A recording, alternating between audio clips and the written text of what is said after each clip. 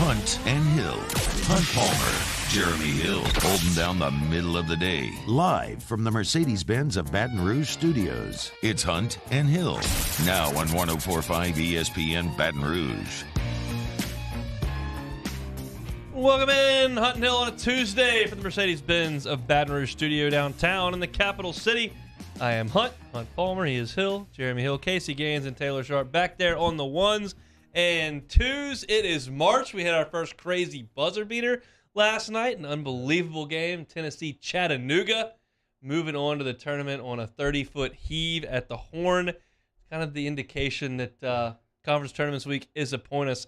Jeremy and I look, next week is better, there's no doubt, but there are more games this week, and they are fascinating, especially the ones that are playing for that one bid, and we saw it last night. Yeah, they call it March Madness for a reason. Things get wacky around this time of year. Tournament play, teams, getting some tournament bids, and it's going to be a lot of upsets on the horizon here, so I'm looking forward to tuning into that. A lot of NFL storylines. Calvin Ridley, obviously in the news with that gambling suspension. You've seen Aaron Rodgers just inked a brand-new monster deal with Green Bay. If you missed that, we will talk about that as well. Saw an interesting article on ESPN.com. Most overrated and underrated free agents at every single position. May the Saints be involved in some of that. Tom Crean is out at Georgia.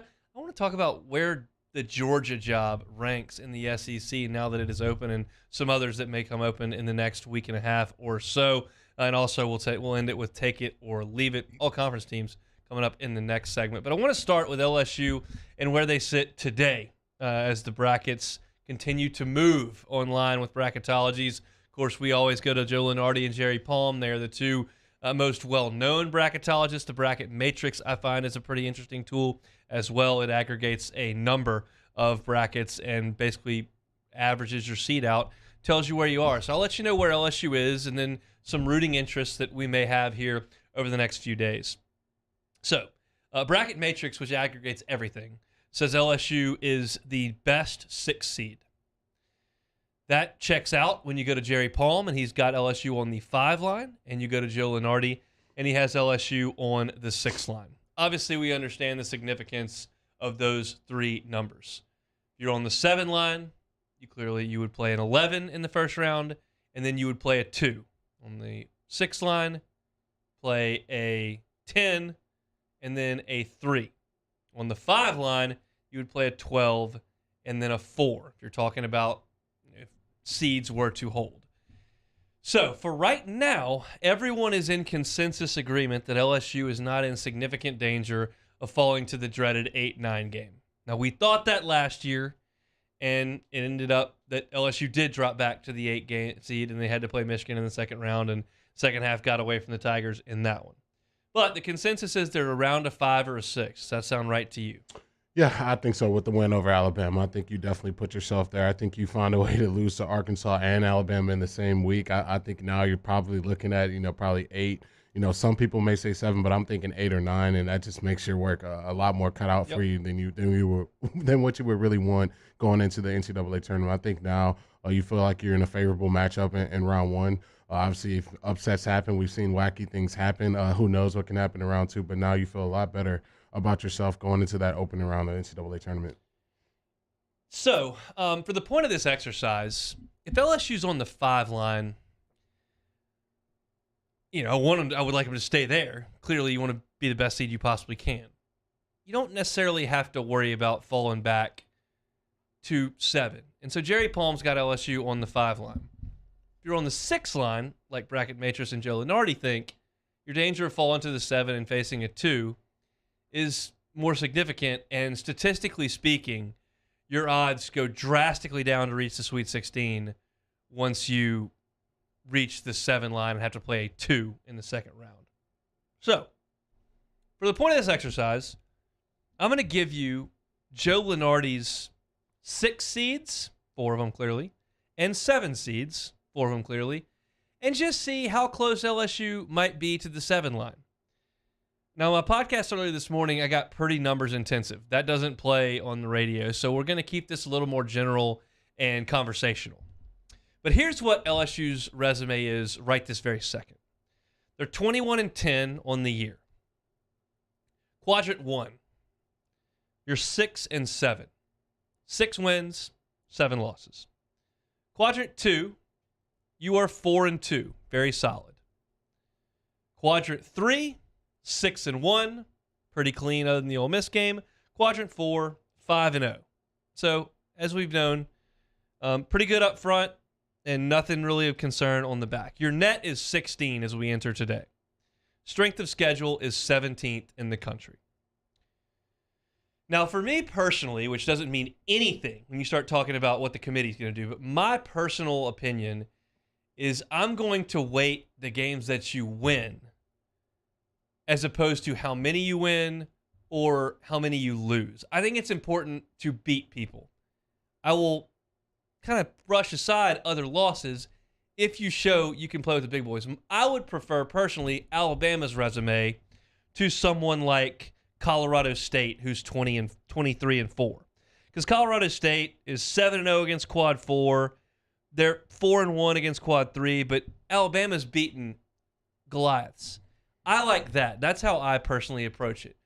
There's a lot of different metrics you can look at. That's the first one that I personally look at. Where are you on that? Yeah, I think it's a little bit of both for me. I'm going to get a little greedy here. Of course it's both. But Yeah, I prefer teams that play people and beat them. Yeah, as no, opposed to roll up wins. Yeah, I think Alabama definitely has those impressive wins when you count Baylor and Gonzaga as teams that they beat. But I think for me, when you have those ugly Quad 4 losses, it kind of puts a stain on that one. So if you look at a Colorado State, obviously they don't have the wins of that magnitude on their resume. So it makes it tricky this time of year. I think you're pulling hairs when you're talking about 5 or 6 and where some of these teams lay. But I would probably agree with you as far as when you do go down and beat some of those big teams and you go into a tournament, obviously you become a huge threat in the second round for anyone. So I could see where you could have that sense on that.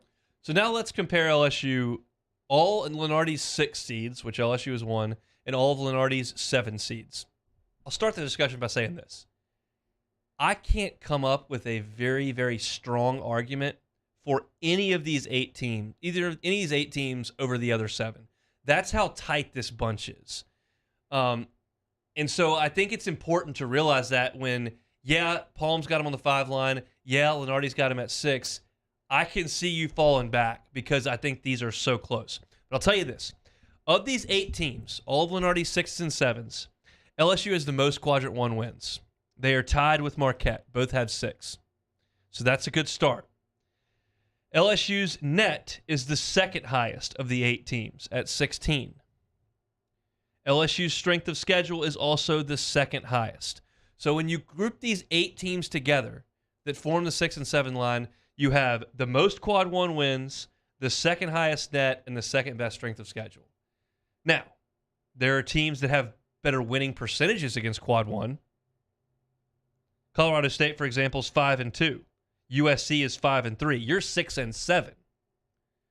So what's more important to you? If you had more chances and kind of split them 50-50, or if you had a winning record? Like, that's what I'm talking about, where the point of the exercise is not for us to go through LSU, Iowa, Ohio State, St. Mary's, Colorado State, Boise State, USC, Marquette, every single one line by line on the radio when you're not looking at it, and determine exactly where this thing is going to shake out.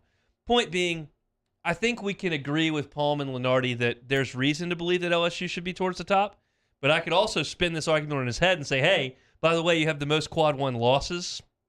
No one, there are a few teams that are unbeaten in Quads 3 and 4. You're not. You have a Quad 3 loss.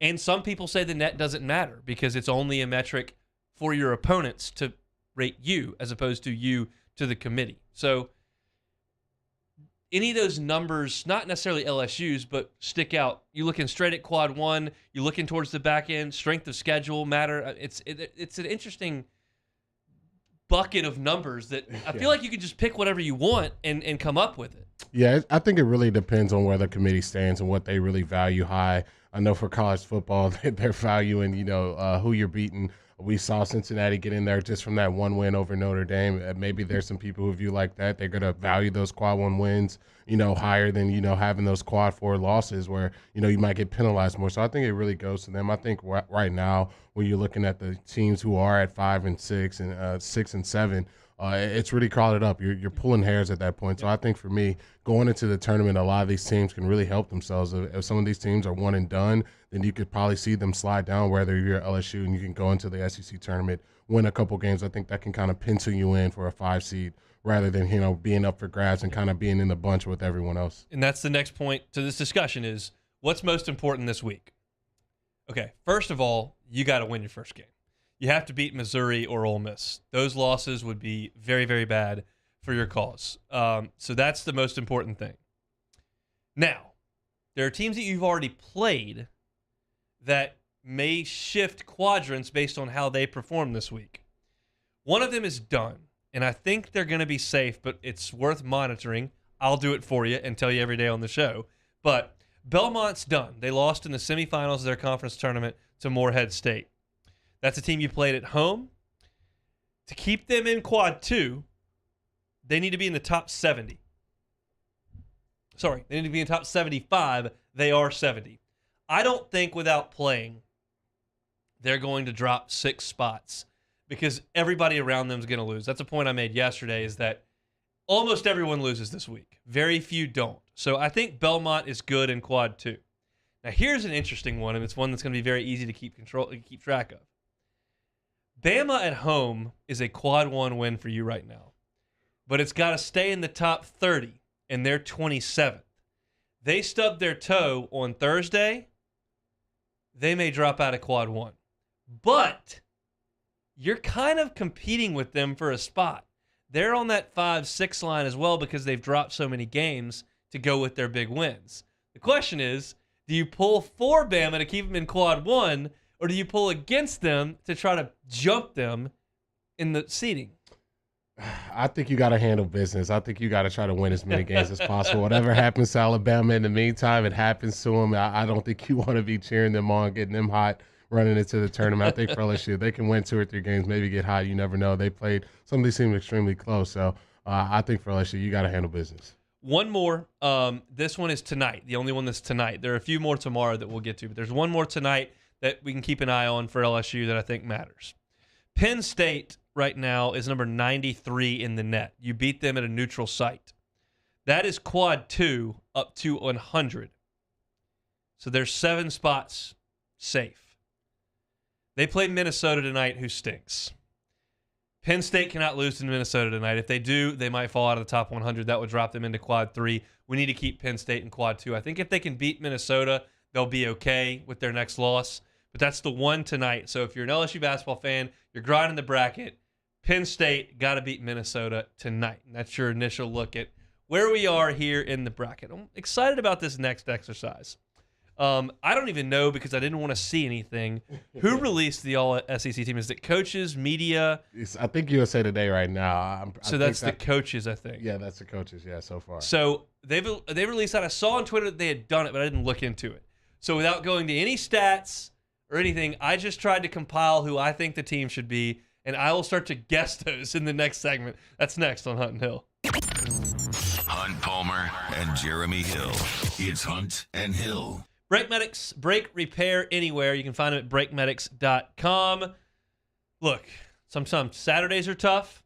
Brake Medics has appointments to come to your home, or if you're working on a Saturday, your place of work, and do your brake work on the site on Saturday. So you have things you've got to do Saturday morning, got to go to a game, got church, got whatever, and you need Brake Medics to come to you.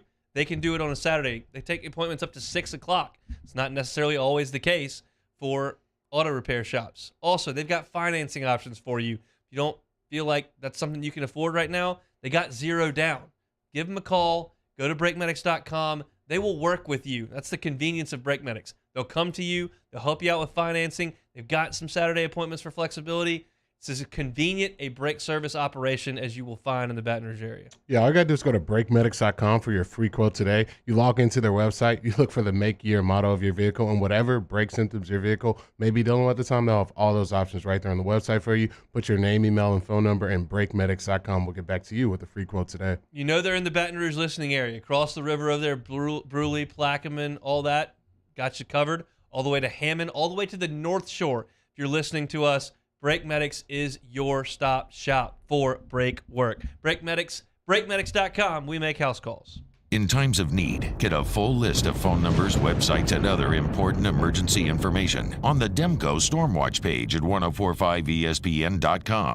Bayou Chrysler Dodge Jeep Ram has new 2022 Ram 1500 Bighorns in stock with $2,750 off MSRP. Shop our inventory or let us custom order your next vehicle with up to $2,000 bonus cash, our 1,000,000-mile warranty, and more. Shop BayouCBJR.com or visit us off I-10 in La Plaza. The crew at Bayou is going to do right by you. To the heroes who are working tirelessly to care for our communities, we thank you. We will never forget the countless hours you dedicated on the front lines, choosing to risk your own health to fight for our friends, neighbors, and family members. I mean, you guys are out on the front lines fighting it. We are grateful for your heroic acts and unwavering spirit. Together, we are overcoming this adversity and make our state healthier and more vibrant again. Ochsner Health.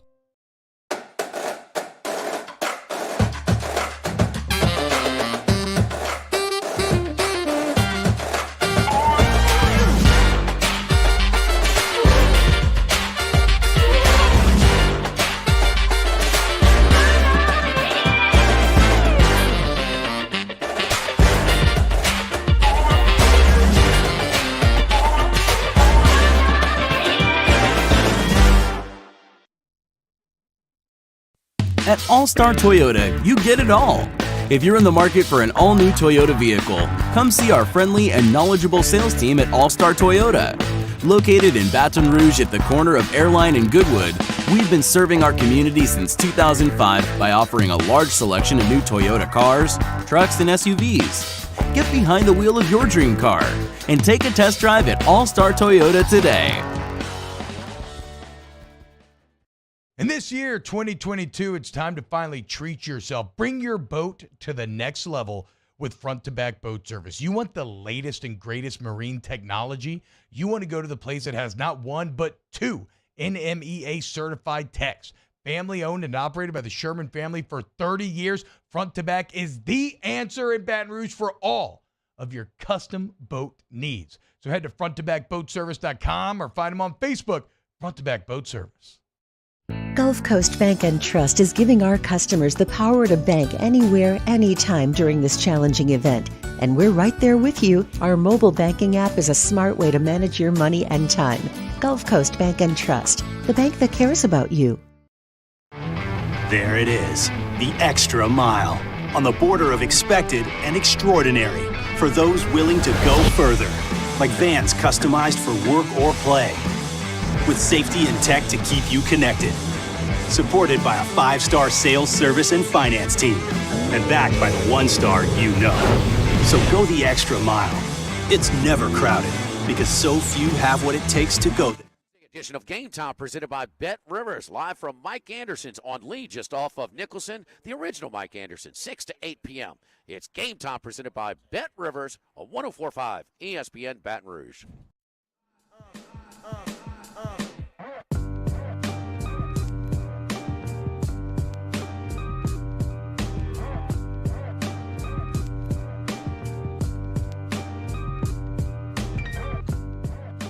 This is Hunt and Hill on 104.5 ESPN Baton Rouge. Out on the open field here on a Tuesday edition of Hunt and Hill. All right, I may look like a real idiot here. We'll see. So they announced the coach's All-SEC basketball team about an hour ago, and I saw that it had been announced.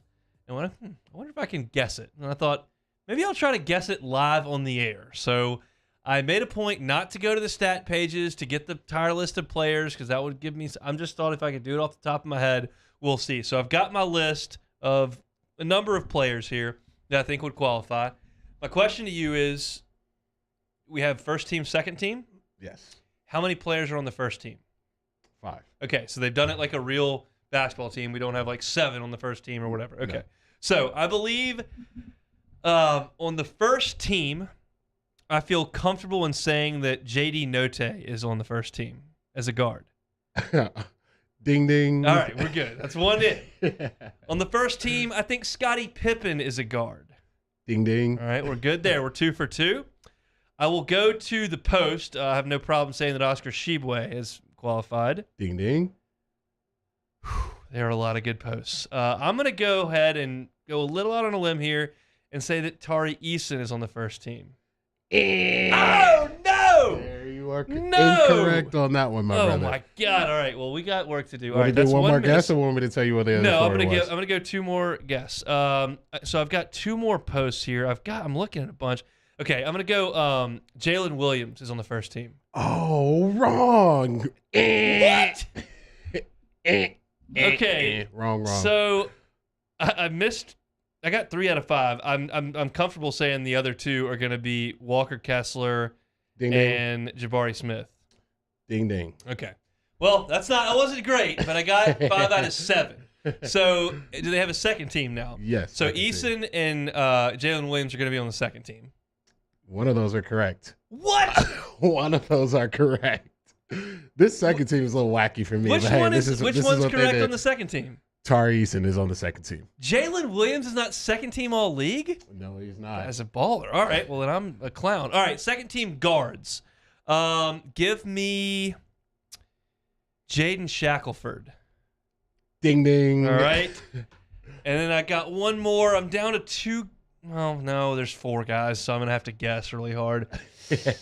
I'm going to go. Some of They're these going are to a throw little him tricky. a bone. He's just a scorer. He's on a lower level team. I'm going to go with Iverson Molinar. Ding ding. Hey, how about that? So on the second team, I've got Eason, I got Molinar, I've got Shackelford. You missed the 2 mark. These last 2 are going to be tricky. I don't think you can guess these last 2. Maybe you can get the big, but the small, I don't know. So it's going to be tricky. I will go with Colin Castleton. Ding ding. All See, right. I need to get the big. So I got the one more small is guard to gonna go be to here? Like, there's no way you'll guess this one. I mean, there's no way. well, I mean, if it's some just bum, but I mean, It's not a bum, but it's like all Kennedy SEC. Chandler? Ding ding. Hey, how about that? There So you go. I still had on my list. I still had Xavier Wheeler, Santiago Vescovi, Katie Johnson, Ty Washington, and Darius Days. We did not get to those. So all right, well that was not terrible. I got 10 out of 13. Yes, correct. It's not terrible. You have any beef with any of that list? I didn't think Chandler. I don't know. I guess that would be the only one. 5-star. I think he played better later. He I didn't think shoot it yeah. great. I think how they finished the season. I think being a top 10 team in the country. I guess you got to give someone from Tennessee the look, but I don't know, man. I guess so. You can do it. I have no disagreements with the first team. I thought who you're gonna take off. I think Sheboy, Smith, Pippen Jr., Note, Kessler. They all have phenomenal seasons. So. I have no bones to pick with those. But the second team, I would only one I possibly disagree with is Chandler. But I think that's pretty consistent throughout it. Good. They got a coach of the year? Yes, they do. Okay. Well, the default answer is the champion, which is Pearl. But let me go back and see if there's somebody. I mean, Musselman turned them around. They were awesome. Injuries. No, Look, I mean, I don't think anybody expected A&M to go 9-9, which is impressive, but I'm still going to just default back to Pearl. Correct. Ding ding. All right, well, I mean, that was pretty easy. I think we all know player of the year. You can just pencil that one. Yeah, out. it was Oscar Sheboy. I've got player of the year. Do they have freshman of the year? Yes, they do have newcomer of the year. Newcomer of the year. Yeah, that's what they call it. Okay. Well, that gives me transfers too. Look, the most talented freshman is Jabari Smith for sure. Walker Kessler's a newcomer. Tari Eason is a newcomer. Oscar Sheboy is a newcomer technically, but I don't think they're going to give him player of the year. I'll go Jabari Smith. Ding ding. Hey, that's not too bad. Oh, you got defensive player of the year. A defensive player. That's got to be Walker Kessler. Ding ding ding. There you go. All right, I'm not so bad. That was a little better than I thought. I gave myself a lot of options, and I didn't airball on any just total brain farts. I wish that Darius Days would have had a little bit of recognition. There's certainly no one on these lists that I would have put on there him over because he just didn't quite shoot it the way that you might have wanted. But he's such a good rebounder, heart and soul of the team. But I can't in good conscience take anybody off and put him on there, right? Yeah, I don't think so. I think he's well deserved. He had a phenomenal season, just especially when SEC play. He just seems to just be so dominant night in and night out. I think he definitely got to give it a nod there for sure. So Matt's had some discussion on his show, 3 to 6 after further review, about Tari Eason being a lottery pick, and I've gone back and forth on it a little bit. I read a couple of scouting reports on him from some draft stuff that I found last night, and when I look at it, there's so much to like. Cody Worsham actually put me onto a word I had never heard before, and now that I'm looking for it, I actually see it. If you ever read draft reports and you see the word stocks, that's actually what they mean. They combine steals and blocks into one category to see how active you are defensively, and he's huge on those metrics. He's always getting his hands in the passing lane. As we know, far too often it's at causing a whistle, but he's athletic, he's long, he gets steals and blocks. He shot the ball great in SEC play. I actually have the stats up. Come on. Just refresh. There we go. All right. This year, is this conference play? That is conference play. It is right. Tari Eason. Okay. 44% from the three-point line in conference play this year. Now, it's an ugly shot, and maybe one they need to look at as he lays it off a little bit. But the shooting stroke looked okay. The athleticism, activeness, defensively, he can guard 2, 3, 4 in the NBA. I don't want to send him to spend a lot of time on two guards, but in a pinch or in a switch or in some sort of transition situation, he can keep up. There's a lot I like. He's so right-handed and not a great ball handler, so that I worry about. Where are you? You watch more NBA basketball than I do on Eason as a draftable prospect. Yeah, I think for me, his effort on the defensive end, I think that's something you can tone down a ton on the NBA. There's so many guys who can just force fouls unbelievable uncontrolled. So that's something he's going to have to, tone down a little bit. But I think as far as a player and his ceiling and his potential, I think the NBA scouts are going to be drooling over him, just his ability to get to the basket, hit that spin move. Just when you think you're cutting him off, he can spin move and lay it in and force fouls.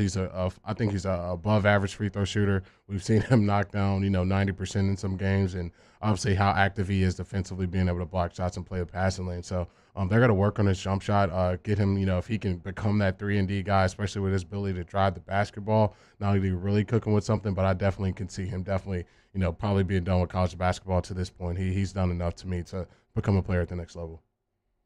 I'm just now opening the Bayou Ford chat because I didn't want anyone to spoil it. And as I look at it, there's a lot of spoiling going on in the Bayou Ford chat. That was predictable. I'm glad I knew you delinquents would be in there feeding me information that I didn't want. So now I'm jumping in. It disappeared that I got Penn State wrong. They're playing tonight. Felt pretty confident that they were playing. I thought they were playing tonight. I guess they're playing Wednesday. Is that what I wrote down?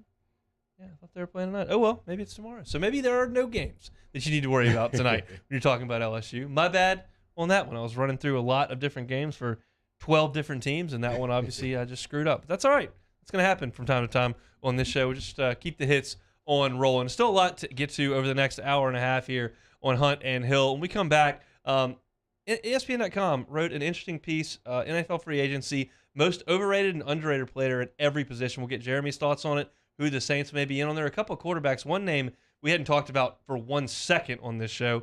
I'm curious to see what Jeremy thinks about him. Plus, Calvin Ridley and Aaron Rodgers in the news. Very different reasons. Calvin Ridley, big trouble. Aaron Rodgers, big money going back to Green Bay. That's all coming up next on Hunt and Hill. Holding down the middle of the day. This is Hunt and Hill. It's conference championship week in college basketball, and FanDuel Sportsbook has an offer you don't want to miss. Right now, new customers can place their first college basketball bet risk-free, and if you don't win, you'll get up to $1,000 back. It's a great deal. Just risk-free bet if you haven't registered for the FanDuel Sportsbook.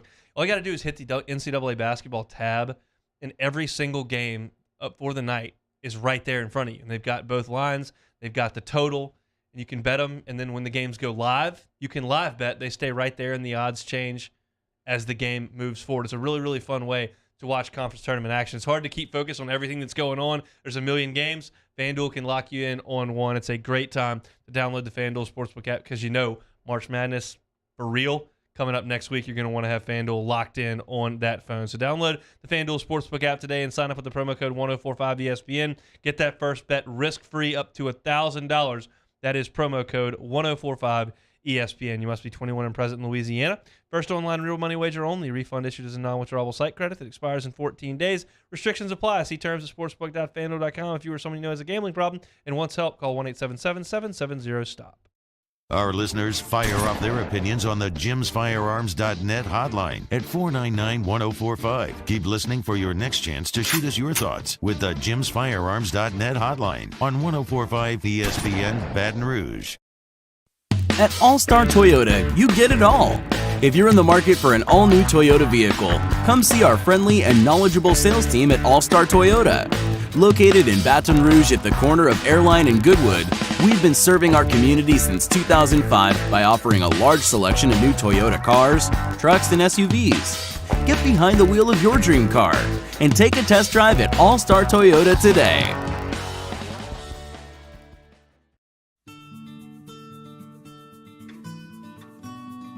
This is a house call. This is a follow-up appointment. This is a diabetes checkup. This isn't just more convenient care, it's more advanced care. This is innovating healthcare at Louisiana's #1 hospital, Auctioner. Hey, look what I found! The motivation I needed to live healthier. My new favorite sport. I found my groove. I found I'm part fish. My second win when I needed it most. I found more than a gym. The affordable childcare this mom needed. Time for myself. We found our why. Have you found yours? I've been doing business with Luba for 25 years. They're dependable, trustworthy. It's just the attention to detail with our clients. Our folks have years and years of experience. They're highly trained professionals. But many companies have that asset. What I'd like to think makes Luba a bit different is that we use those talents in a way that truly is dedicated to serving the needs of the folks who depend on us.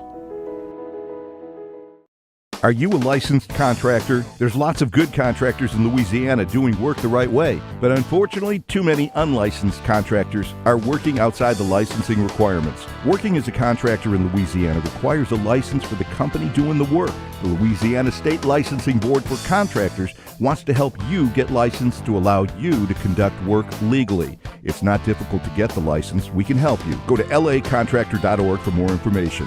Licensed contractors, it's the law. Gulf Coast Office Products is a nationally recognized Savin office equipment dealer based right here in Louisiana. Over 100 employees strong, Gulf Coast has the boots on the ground to support all vertical markets, from education, engineering, legal, and finance. With the latest in office technology, from desktop to production segment units, Gulf Coast and Savin have the perfect fit for you.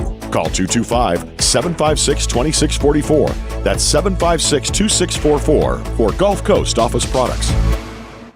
On Wednesdays, Off the Bench, Matt Flynn makes his triumphant return for an hour of flestering after a couple weeks off. Plus, recap Ja Morant versus the Pelicans. It's Off the Bench, 7 to 10 a.m., 104.5 ESPN.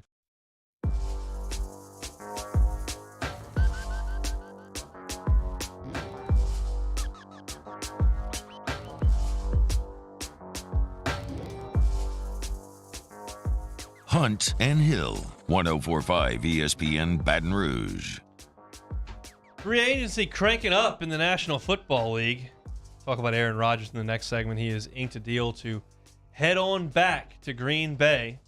Quick for Aaron Rodgers, but we'll talk about that in this hour. Calvin Ridley won't be signing with anybody or playing for anybody for a year. He's been wagering on sports, specifically the one he plays, and that is frowned upon. But I wanted to take a look at this NFL free agency article on ESPN and discuss some of the implications from it. They give the most overrated free agent and most underrated free agent at every single position entering free agency. And I want to start at quarterback, the most obvious position that the Saints could get involved in. Now, I have to disagree with the most overrated quarterback in free agency being Mitchell Trubisky, who is rating him very highly. He was third to last in passer rating across his 4 years in Chicago. There was almost nothing positive that came from it other than one really good defensive team that made the playoffs. But I can't imagine there's a huge market for him at 28 years old, and I can't imagine that he's super overrated. I would disagree with that one. Tell me I'm wrong. I don't think you're too off on that one. I think when you when you have some of these guys who go so high in the draft and then they have the experience that they have, there's always going to be a team out there that feels like they can maximize that potential or get the best version of that guy, and which is why people, felt so highly of them to take them that high in the draft. But I think for Mitchell, he's probably better served as a backup. That can give you some experience, a guy who can kind of be that bridge to your starter really comes back on the field. I don't know if anyone's going to go out there on the free agent market and pay that guy a ton of money and really, build a team around him to this point in his career. So I'm going to have to agree with you. I think slightly overrated in this free agency coming up. Now, here's an option to the most underrated quarterback in the free agent market, and I haven't heard, certainly we haven't talked about it on this show. I don't know if anybody's talking about this for the New Orleans Saints. Marcus Mariota.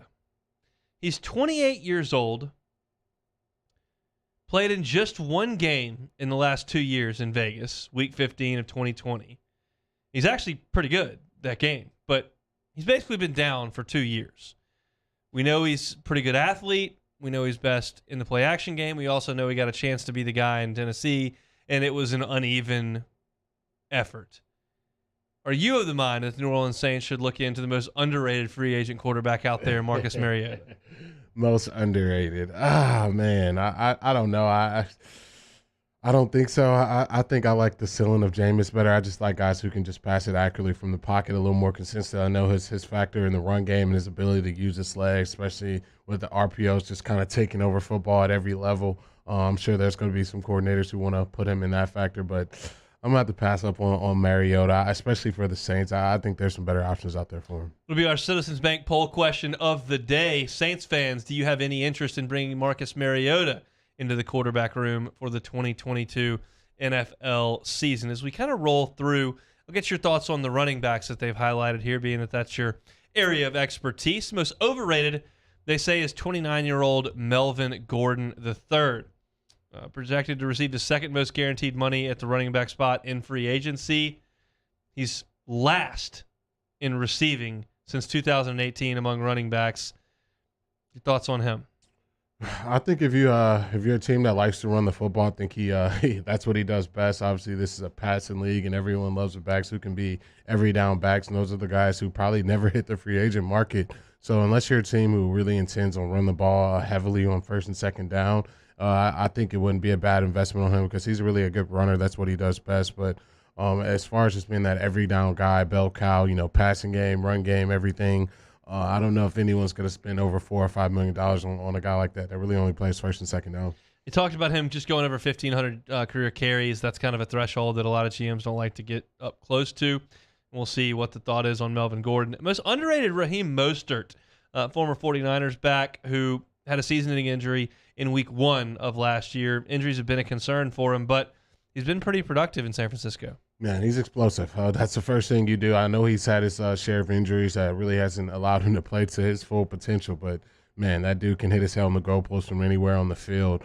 Just that 4.2, 4.3 speed type of guy from the running back position. So there's going to be a lot of teams, if he's healthy going into this offseason, that want to get their hands on a guy like that because you really you need big plays. And I think Raheem is definitely probably the guy that can do that the best in this free agent market. A wide receiver, the overrated, very big name, the underrated, very familiar name to us down here.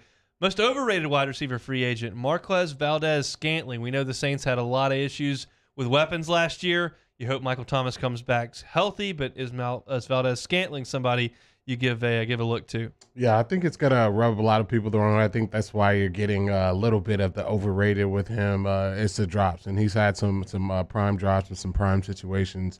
But if you talk about a receiver with height and speed, he fits that mold. The dude can take the top off of defense, really run those big post route, big go routes down the sideline. He's a big target at a guy over 6'3". So I could definitely see the Saints, pairing him with a guy like Michael Thomas. Now you got sure-handed guy. Now you got a guy who can stretch the field, which we've seen, Sean Payton do for years. So I'm sure that's a guy that they'll probably be, looking out for because they really need a number 2 receiver.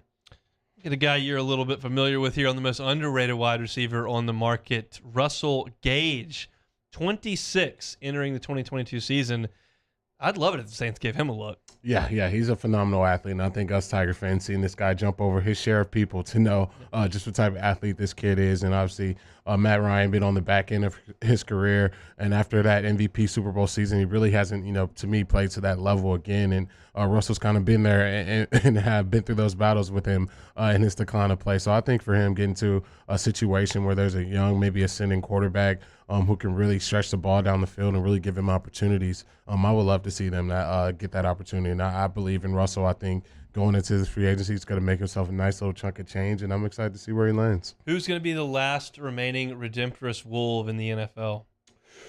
Whew, it's looking like Russell, man. It's looking like Russell right now. He's pretty young right now. He's in the prime of his career. Got a ton of football ahead of him. I'm excited to see him. My boy Leos, he's with the Cowboys right now, so we still got a couple last Wolves fighting there. So yeah, but I think Russell will win that race.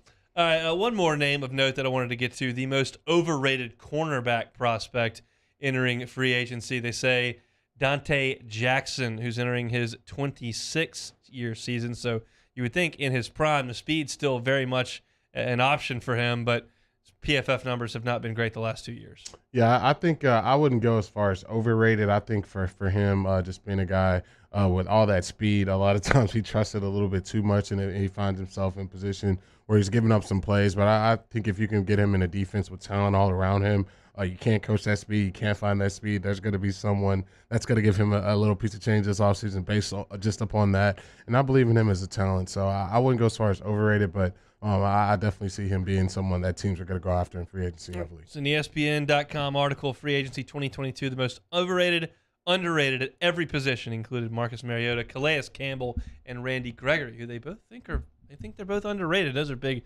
names. Campbell obviously getting up there in age. So that'll do it for this segment. Look, a lot of Saints fans have wondered who will be the quarterback for the New Orleans Saints when the next football season begins, and there was a lot of pie-in-the-sky dreams about potentially Russell Wilson or Aaron Rodgers. Aaron Rodgers will not be headed to the black and gold, it appears. The Packers have made him their guy. They have thrown a bunch of cash at him. It appears number 12 is headed back to Lambeau Field. We will react to all of that, as well as some news on Calvin Ridley as well. That's next on Hunt and Hill. 104.5 ESPN Baton Rouge with Hunt and Hill. Always excited to tell you about Sync Wellness, SYNCwellness.com. It's just right off the Highland Interstate at Old Perkins and Highland, just north of that Highland exit. And we tell you every day about the IV hydrations that they've got over there. They're not just for the hospital anymore. Health-conscious people now look at these IV nutrient hydrations to increase their energy, optimize their mental clarity, improve skin appearance, maximize athletic performance, detox, immunity. One of these applies to all of us. More probably apply to all of us. And Sync Wellness is the place to go. Don't let me sit here and try to explain it to you. Let Angie Huff do it. She is their doctor of pharmacy over there at Sync Wellness, and she is an expert in everything that they've got going on over there, whether it's the supplement packs or the IV nutrient hydrations. You can check them all out on synCwellness.com, but I'd advise just going by the store and letting them do that free 15-minute consultation, do a blood test, and get to the bottom of what can really help you be at your best. Yeah, Sync has all the professional products that help you stay well and keep your immune system strong. One of their most popular items is their pharmacist-created Immune Pack, conveniently packaged with vitamin D, vitamin C, and zinc in the doses you need to stay well. They also have their Immune Support IV Hydration Pack with vitamin C, vitamin B, and zinc. And if you're feeling too ill to walk into their suite, their registered nurses will administer your IV curbside. It's like I said, Sync Wellness. Take advantage of their free 15-minute consultation with their doctor of pharmacy. Talk about your health goals and see how Sync can help you look and feel your best. Sync Wellness, SYNC Wellness, synCwellness.com. We opened up the playbook and expanded our coverage. Listen daily in high definition on 98.1 HD2. We are 104.5 ESPN Baton Rouge.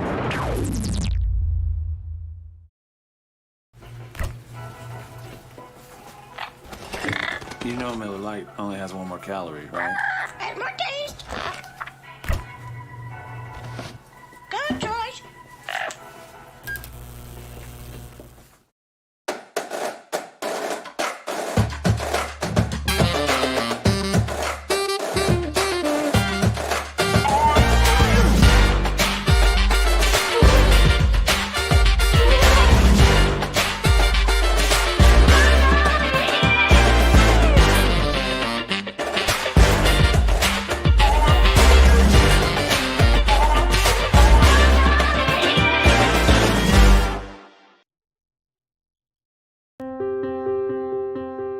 This isn't just another day. It's so much more. Kelly's life was put on hold when her auctioneer primary care doctor discovered a rare blood disorder. Her doctor connected her to an auctioneer care team of cancer, heart, and kidney specialists. With multiple primary care locations around Baton Rouge, same-day appointments, and online scheduling, we're relentless about keeping you healthy. Auctioneer Baton Rouge, innovating healthcare for Kelly. Bayou Chrysler Dodge Jeep Ram has new 2022 Ram 1500 Bighorns in stock with $2,750 off MSRP. Shop our inventory or let us custom order your next vehicle with up to $2,000 bonus cash, our 1,000,000-mile warranty, and more. Shop BayouCDJR.com or visit us off I-10 in La Plaza. The crew at Bayou is going to do right by you. Eli's always been into grilling. It took us a while to see it, but the signs were there.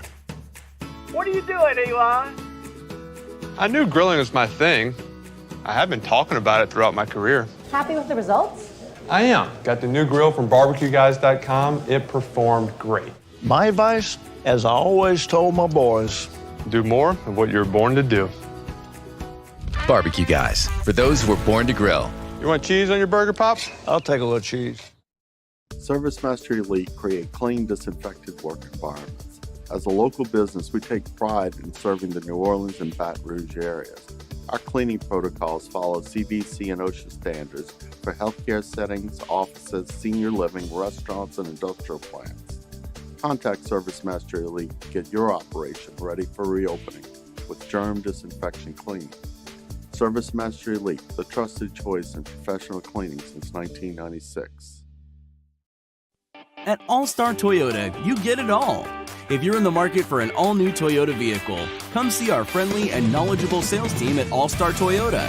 Located in Baton Rouge at the corner of Airline and Goodwood, we've been serving our community since 2005 by offering a large selection of new Toyota cars, trucks, and SUVs. Get behind the wheel of your dream car and take a test drive at All-Star Toyota today. For a Tuesday edition of Early Line, as we recap the night's action in college basketball and look ahead to Tuesday's slate, we also go out to Vegas to talk to Rafael Esparza of MyBookie.ag. Join us 2 to 3 p.m. 104.5 ESPN Baton Rouge.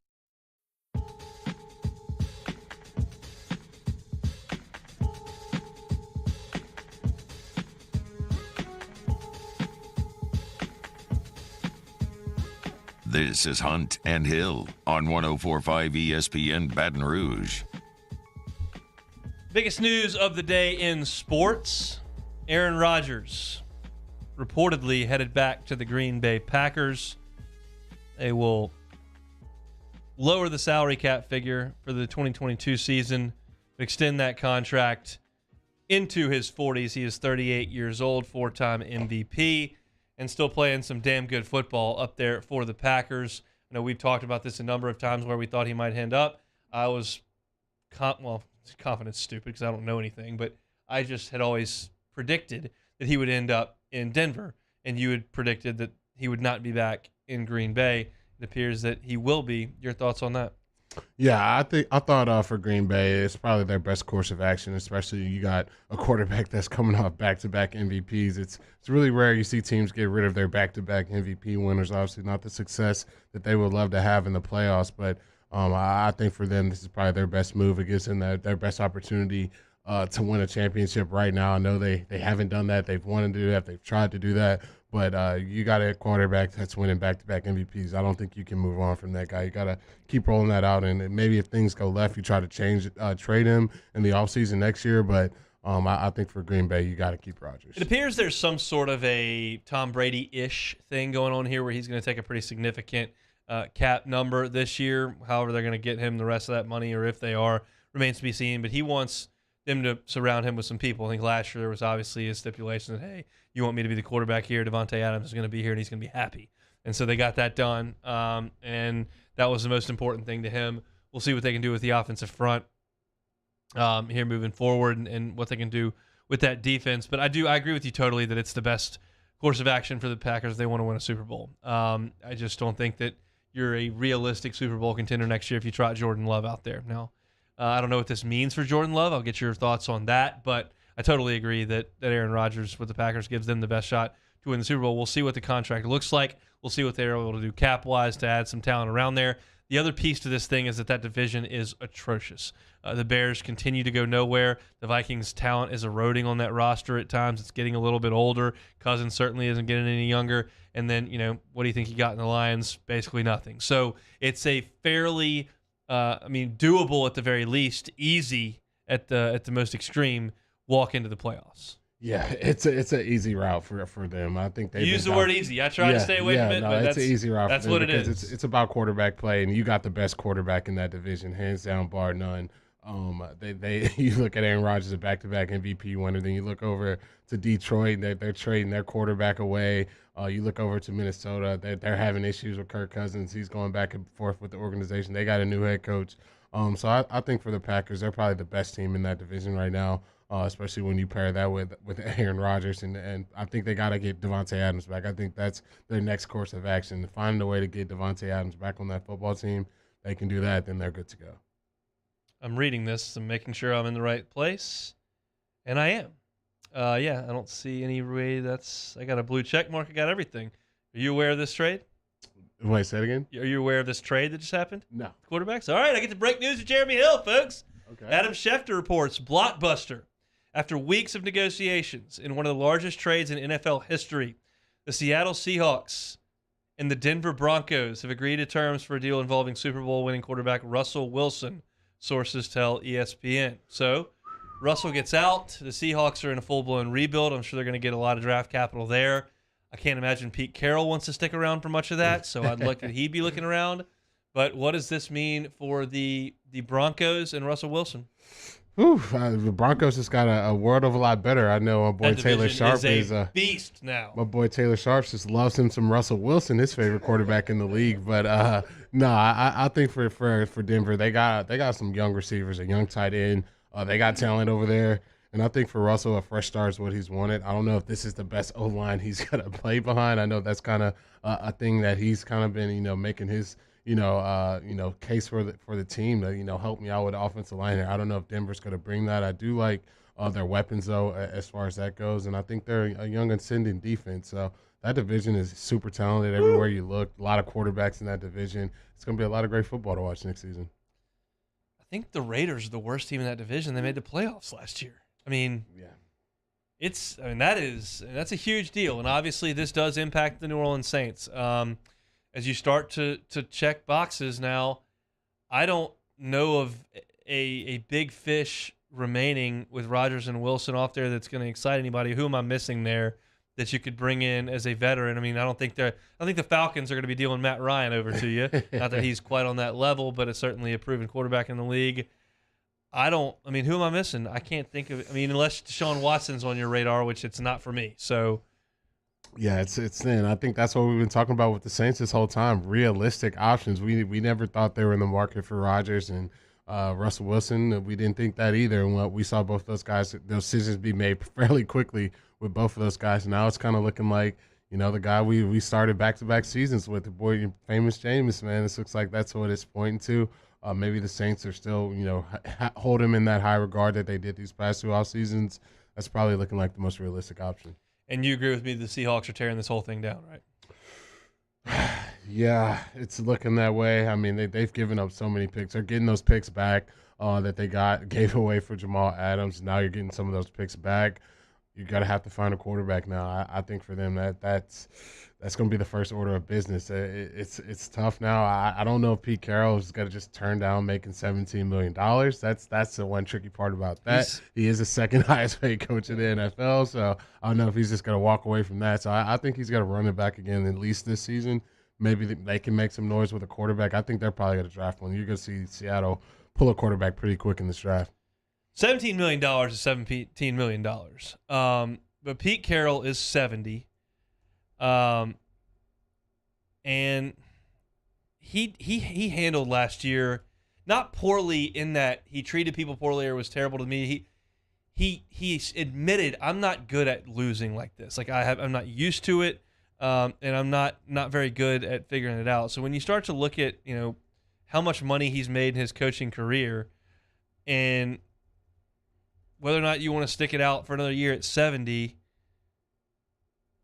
it's to be discussed, I would say. I'm trying to pull off his career earnings and never quite got there, trying to do it on the fly as we just got this news. But it's a lot of money, but he's up there in age and has made a lot of money. I just don't know if he looks at this roster and says, yeah, that looks like 4-13 to me, if he's going to stick around for that. That's a lot of long hours, a lot of losing, a lot of frustration. And you've now basically, in my opinion, with the trade here of your franchise quarterback, decided, we just don't have the horses. We've got a really good asset here who's still in his prime. We got to figure out a way to overhaul this thing. And it's not the same situation the Saints were in when Drew Brees walked out. You had a built-in plan there with a quarterback who had been to a Pro Bowl and a bunch of talent. This appears to me to be gutting the system. Yeah, if you're going that route, I think you got to go full rebuild. And if you're going full rebuild, you got some young, talented receivers on the outside that you can get some assets for. I think you got DK Metcalf. You got Tyler Lockett. You can get probably a lot of compensation for that and just go full rebuild. The cap hit's probably going to be super low if you're not paying any of those guys. Maybe you see if a team needs a safety. Maybe Taylor Sharp's Dallas Cowboys. They want to make a move for Jamal Adams. Who knows? And just go full rebuild, because without a quarterback in that division, it's going to be tough toenails, man. When you look at the 49ers and the Cardinals, who's going to want to turn it up with Kyler Murray next season, and the Super Bowl champs, the Rams. It's going to be tough, man. Somebody called me and said, hey, you want to come play for the Seahawks? Say Navy and Aqua? No, I'm not. Or Neon? I'm not showing up.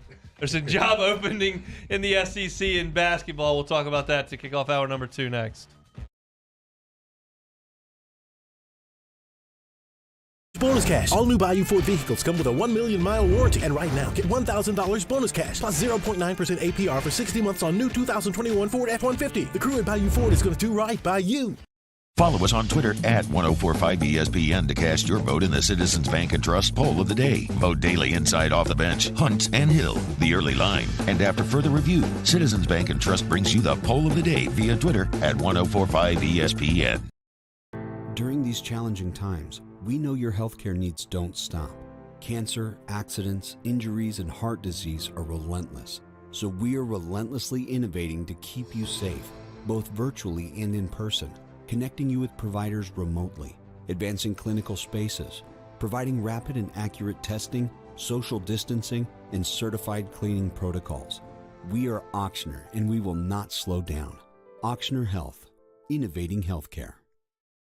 Are you a licensed contractor? There's lots of good contractors in Louisiana doing work the right way, but unfortunately, too many unlicensed contractors are working outside the licensing requirements. Working as a contractor in Louisiana requires a license for the company doing the work. The Louisiana State Licensing Board for Contractors wants to help you get licensed to allow you to conduct work legally. It's not difficult to get the license. We can help you. Go to lacontractor.org for more information. Licensed contractors, it's the law. And this year, 2022, it's time to finally treat yourself. Bring your boat to the next level with front-to-back boat service. You want the latest and greatest marine technology? You want to go to the place that has not one, but 2 NMEA certified techs. Family owned and operated by the Sherman family for 30 years. Front-to-back is the answer in Baton Rouge for all of your custom boat needs. So head to fronttobackboatservice.com or find them on Facebook, Front-to-Back Boat Service. At All-Star Toyota, you get it all. If you're in the market for an all-new Toyota vehicle, come see our friendly and knowledgeable sales team at All-Star Toyota. Located in Baton Rouge at the corner of Airline and Goodwood, we've been serving our community since 2005 by offering a large selection of new Toyota cars, trucks, and SUVs. Get behind the wheel of your dream car and take a test drive at All-Star Toyota today.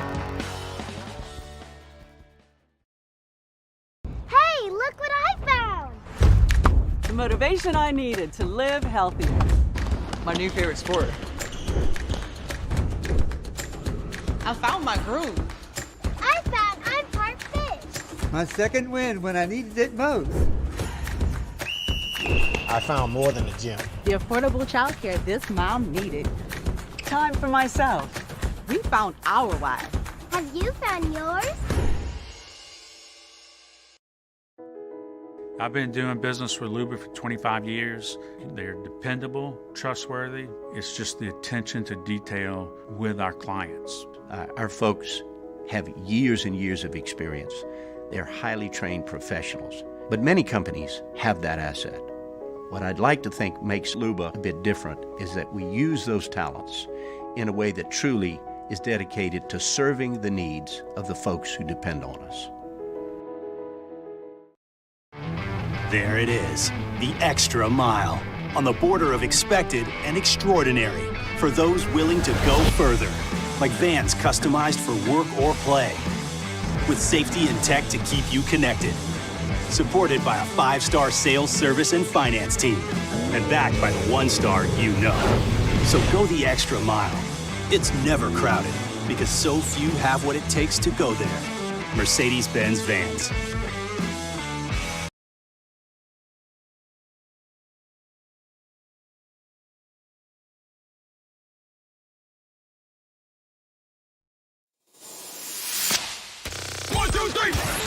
Hunt and Hill. Hunt Palmer, Jeremy Hill, holding down the middle of the day. Live from the Mercedes-Benz of Baton Rouge studio, it's Hunt and Hill.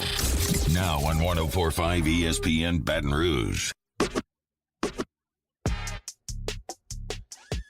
Busy Tuesday here on Hunt and Hill. Lots of news coming out of the National Football League. If you're a Saints fan and you're just locking us in, you want to hear about Aaron Rodgers? Well, he's going to go quarterback the Packers next year. Want to hear about Russell Wilson? Well, he's going to go quarterback the Broncos this year, as Adam Schefter's reporting a trade has gone down between Seattle and Denver. So that's the biggest news of the day. Of course, Calvin Ridley got popped for gambling on football. Let's get your thoughts on that initially here at the top. Well, just lose there. Just knocked something over. I think it was my keys. Whatever. Can break anything in this studio. It appears that Calvin Ridley, when he was on IR, was placing big parlays, 8-team, 5-team NFL parlays, betting on the Falcons to win when he wasn't, in fact, playing out there on the Falcons. The casino and the book saw it, reported to the NFL. They checked up on it, confirmed it happened. He's going to sit for a year. You can't bet on sports. You can't bet on the sports that you play. That's just not a good path to walk.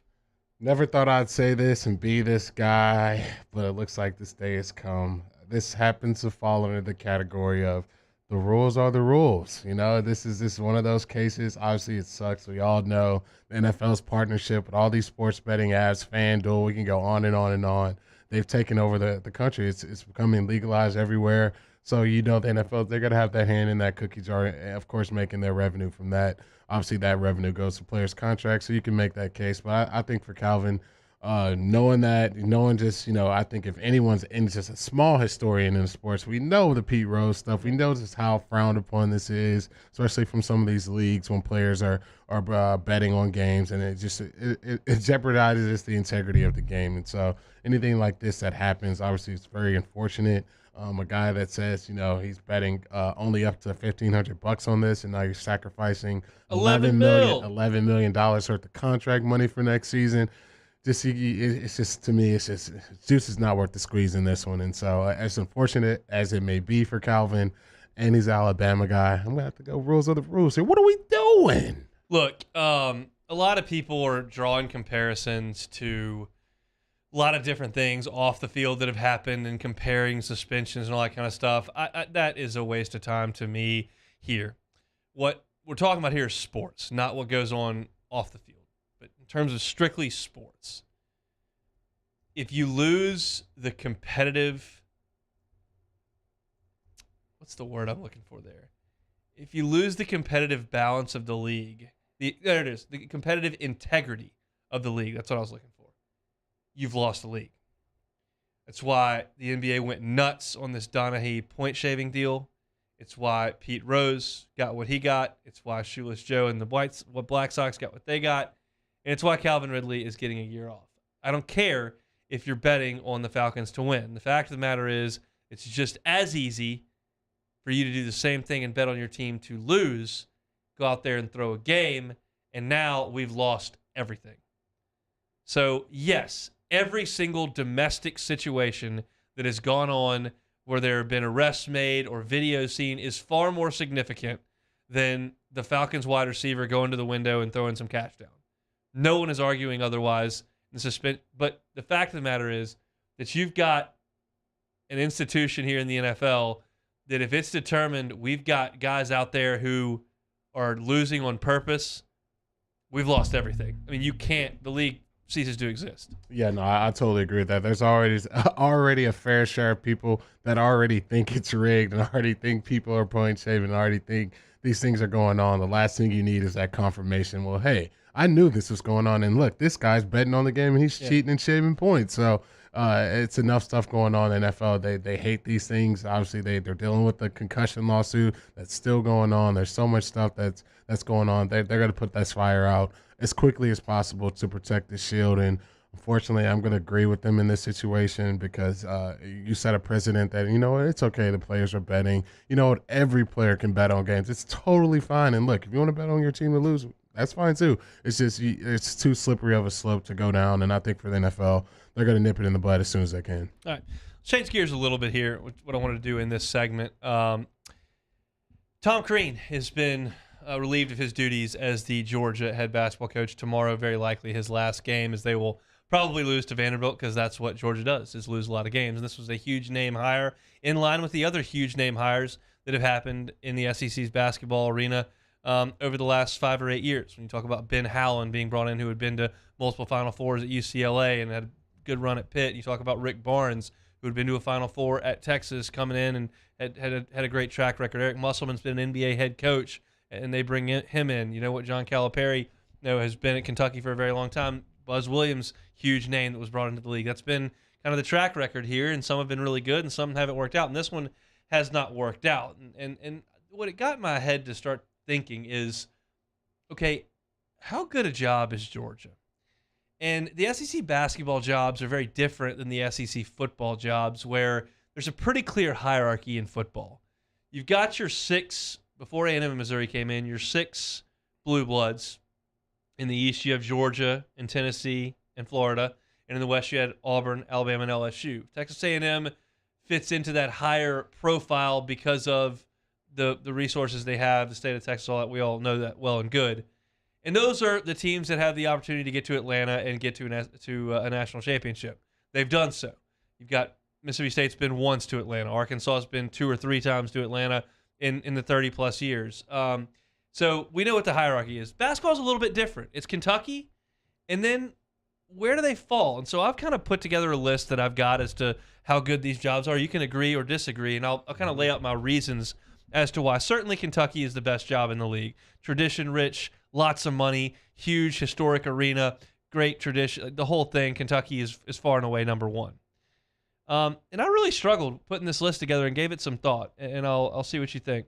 I have the second best job in the SEC as Tennessee.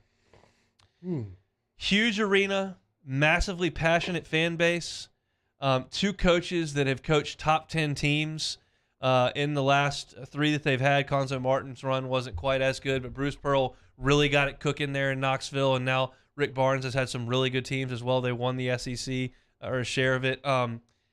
I think that's the second best job. Is there one that stands out to you that you think is clearly better than that, or you want me to keep kind of rolling through them? Yeah, Tennessee, I would rival some other schools. I think I would rival Florida right now. That could possibly be in that 2 spot. I think for me, they're definitely top 5 for sure. I think you can pencil in Tennessee for top 5, but I wouldn't lock them in as an overall number 2. It's arguable, though. It's arguable. Yeah, well, Florida I have as number 3, and that is 100% credit to Billy Donovan. There has not been a rich history and tradition at Florida. However, there's a lot of really good players down there. When they've won, they've drawn great. They just renovated their arena. Is it the most passionate fan base in the SEC? It is not, but I think geography, fairly recent history, the funds that come with the SEC and the SEC network, I've got Florida in there as number 3. I could be talked off that one. Number 4, I would not have said this as of 2 years ago, but we know what we saw in the 90s, and we know what we've seen over the last 2 years. If you get the right guy in there in Fayetteville, it can really go well. And while Arkansas is not a hotbed of recruiting, they've had some pretty good players come out of there of late, and they've done a really good job of keeping most of those guys in state. You let Malik Monk get away, and that hurt. as he went over to Kentucky, and that is never easy. But they've done a pretty good job, and it's a great arena. It's one of the most, probably a top 10 arena in college basketball in terms of energy when they're good. And it's easier to build a good basketball team than it is a football team. I would never put Arkansas anywhere near the top half of the SEC in football, but I've got a number 4 here. So I've got Kentucky, Tennessee, Florida, and Arkansas as my top 4 jobs. Yeah, I would agree with that. If you look at what Ball Walton's been all season this year, you can't rival another place to me in the SEC with the home court advantage that it presents, and just Arkansas taking advantage of it. We've seen a lot of places that you would think have, home court advantage and teams going there and win all the time. I think for Arkansas, being able to show that on full display, the way they finish this SEC schedule, it lets you see where that program is in the SEC and just how talented and the potential of that to be something that can happen year in and year out. So I would agree. I would say Arkansas right now definitely in top 5 job in the SEC. I think those are my top 4, and I'm comfortable with those in the top 4. If you want to mix up 2, 3, and 4, I'll listen. This is where it starts to get a little different. I've got Missouri as my 5th best job. Proud tradition. No Final Four, national championship, but it's supposed to be a really good basketball job. They've just been terrible. And there's none at the rest of the SEC that I look at and go, man, much better. So I've got Missouri in there at 5, even though I'm not super, gung-ho about it. I got LSU at 6. You got 3 Final Fours. You've got really visible, legendary, historical figures in the game with Shaq and Maravich. Some recent, guys with Ben Simmons in the Final Four team with Big Baby. And I think if it's purple and gold and it wins, they'll come. And I think you can have a good environment in the PMAC. The facility may need a little bit of an upgrade, and hopefully they're getting close to doing that. But I think in terms of the tradition, fairly recent success over the last few years, Final Four in 06, big brand name. I think LSU I've got in there at 6. You got an issue with that? I got to disagree with Mizzou as a top 5 program. Okay. I mean, I can't defend it with all my honor. I promise. It's just the way I felt. Yeah, I would definitely. I would probably have them top 10, but as far as just being a lock for top 5, especially if you just look at their recent history, not good. It's not very good. I think there's some other programs that I would definitely point to over them. I think I like what's going on at Alabama over what I've seen now. There's no doubt. Yeah, so I think with that being said, I think LSU definitely has to get its credit when you look at its historical impact on college basketball with some of the greatest players, not of college basketball, just a basketball period, being basketball Hall of Famers. And then you look at what Coach Wade's done with the program recently, just with his recruiting classes and all these players that's gone on to have success in the NBA. So I think if anything, I would put the LSU in the top 5. Now I put my bifocals back on. I mean, it's LSU's top 5 all time. Your starting 5 of all time competes with anybody ever. That's the reality of the history of this program with elite players. When you got Maravich and Chris Jackson, Mahmoud Abdul-Rauf, and then you've got Ben Simmons and Shaq and Bob Pettit. Now you can throw Rudy Macklin in there if you don't like Ben Simmons because he was here for a year and didn't really love it. Whatever. Tyrus Thomas is a great player. You want to throw him in there as a 3rd pick in the draft. Anyway, we all know that. So it's there to be had. But this is all the kind of the middle of the pack where I think winning is very doable if you have the right coach. It's not necessarily as really difficult as it is at the bottom of the tier here. But LSU and Missouri, I think, fall into that. Alabama, I've got 7th. They're going to get a new arena. They've got a really passionate fan base if you're good. If you're not, they'll wait till football season. But it's just such a strong athletic department and brand because of the football success that I've got them there at 7. Number 8, this is purely just financial ability and recruiting ground. There's a lot of basketball players in Texas, so I'll throw A&M in there at number 8. Number 9, I've got Auburn. Yeah, they're great right now. They really haven't been. You take Charles Barkley out, they've been pretty terrible, but they got a brand new arena. There's a lot of buzz around them now because Bruce Pearl's a great coach. But I do have them at 9. If you're just talking about a 15-year vacuum in time, not necessarily right now, I would have them at 9. I got Georgia at 10. That's the genesis of this conversation. They don't care at all about basketball up there. Their arena stinks. But Atlanta's right there, and there's a ton of players in Atlanta and really throughout Georgia. And none of the jobs behind it, I think, are significantly better or have some sort of trait that's much better than having Atlanta right there in your backyard. So Georgia's a wealthy athletic program. They got a lot of money with the boosters. I think if the right guy could do there, they haven't won at the reasonable clip. In the last 30 years, they've won 20 games like 4 or 5 times. Just not great history. I got 11 at Vanderbilt. Not a very strong athletic department or passion. It's a weird gym and arena. Not a ton of when they retired Shane Foster's jersey, I realized, man, there's not a ton of rich history here at Vanderbilt, who I've got at 11. Number 12, Mississippi State. They have made a Final Four. I think you can win there. There's a lot of really good junior colleges in the state of Mississippi that you can pull from, and it's a really passionate fan base. It's a small state.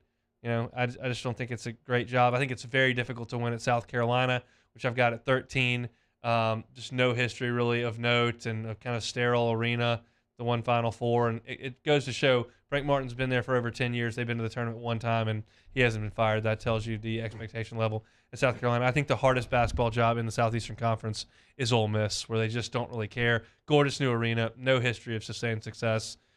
Andy Kennedy had a really good team that went to that won the SEC tournament and went to the NCAA tournament, but they generally don't. So my entire list of the SEC jobs 1 through 14: Kentucky 1, Tennessee 2, Florida 3, Arkansas 4, Missouri 5, LSU 6, Bama 7, A&M 8, Auburn 9, Georgia 10, Vanderbilt 11, Mississippi State 12, South Carolina 13, Ole Miss 14.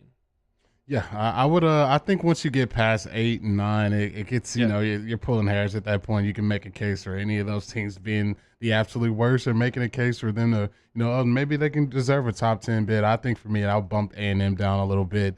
They're playing quad 1 teams in the middle of the SEC season. It seems like there's 500 people at some of those home games. After they lost to Kentucky, it was full for Kentucky. Yeah, so they're not moving the needle that way, and I think Auburn may deserve a little bit of love. I think that arena, packing in maybe 6,000-7,000 people, it gets really loud there, and then they've created an atmosphere for Auburn basketball. So I'd probably give them a little bit of a nudge, and I'll probably bump in 8 and 4 down a little bit. But I think the teams at the bottom of that list, they're deserving. It's not moving the needle much for Ole Miss or South Carolina basketball. No. Mississippi State, Vanderbilt, they're just not moving the needle that way. But for the most part, I think he did a good job on the list. All right, news of the day: Aaron Rodgers headed back to Green Bay, has agreed to a return there for the Packers, and Russell Wilson has been traded to the Denver Broncos. So now we will take a little look at the free agent market as it stands, and a little snapshot at the New Orleans Saints and what their options now become as the pie-in-the-sky dream appears now to be dead. That's next on Hunt and Hill.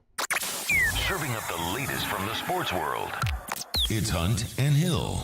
The Players' Championship is back with one of the best fields in golf, and now you can take a shot at the Island Green with the FanDuel Sportsbook. Right now, new customers can get 30-1 odds on defending champ Justin Thomas, Colin Morikawa, and Alexander Schauffele. There we go. To make the cut at the Players. That's right. If any one of these players make the cut at the TPC Sawgrass, you win $150 on a $5 bet. That's as good a deal as you're going to make. I mean, this is going to be a really tough golf tournament. The wind's going to be up. It's going to be a little bit chilly, but talking about Justin Thomas, who won it last year, Colin Morikawa, 2 majors by the time he's 25 years old. Talking about Xander Schauffele, who won the gold medal last year. You bet $5 on any of those players, and they make the cut, you win $150. You simply cannot beat that. So just download the FanDuel Sportsbook app with the promo code 1045ESPN. Get 30-1 odds on JT, Colin Morikawa, or Xander Schauffele to make the cut at the Players down at TPC in Florida this weekend. You, disclaimer, must be 21 and present in Louisiana. New users only. Must wager designated offer market. Max bet is $5. Restrictions apply. See full terms at sportsbook.fanduel.com. If you or someone you know has a gambling problem and wants help, call 1-877-770-STOP. In times of need, get a full list of phone numbers, websites, and other important emergency information on the Demco Stormwatch page at 1045ESPN.com. To the heroes who are working tirelessly to care for our communities, we thank you. We will never forget the countless hours you dedicated on the front lines, choosing to risk your own health to fight for our friends, neighbors, and family members. I mean, you guys are out on the front lines fighting it. We are grateful for your heroic acts and unwavering spirit. Together, we are overcoming this adversity and make our state healthier and more vibrant again. Ochsner Health.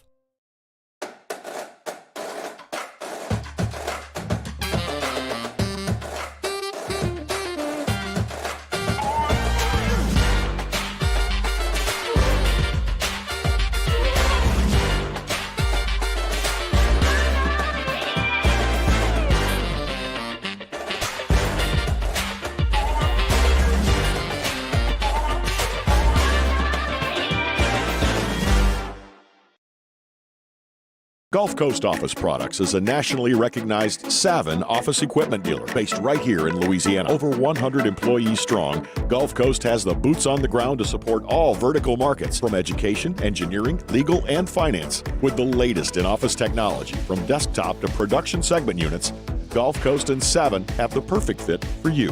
Call 225-756-2644. That's 756-2644 for Gulf Coast Office Products. At All-Star Toyota, you get it all. If you're in the market for an all-new Toyota vehicle, come see our friendly and knowledgeable sales team at All-Star Toyota. Located in Baton Rouge at the corner of Airline and Goodwood, we've been serving our community since 2005 by offering a large selection of new Toyota cars, trucks, and SUVs. Get behind the wheel of your dream car and take a test drive at All-Star Toyota today. ServiceMaster Elite create clean, disinfected work environments. As a local business, we take pride in serving the New Orleans and Baton Rouge areas. Our cleaning protocols follow CDC and OSHA standards for healthcare settings, offices, senior living, restaurants, and industrial plants. Contact ServiceMaster Elite to get your operation ready for reopening with germ disinfection cleaning. ServiceMaster Elite, the trusted choice in professional cleaning since 1996. Eli's always been into grilling. It took us a while to see it, but the signs were there. What are you doing, Eli? I knew grilling was my thing. I have been talking about it throughout my career. Happy with the results? I am. Got the new grill from barbecueguys.com. It performed great. My advice, as I always told my boys, do more of what you're born to do.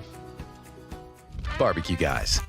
Edition of Game Time presented by Bet Rivers, live from Mike Anderson's on Lee, just off of Nicholson, the original Mike Anderson, 6 to 8 p.m. It's Game Time presented by Bet Rivers on 104.5 ESPN Baton Rouge.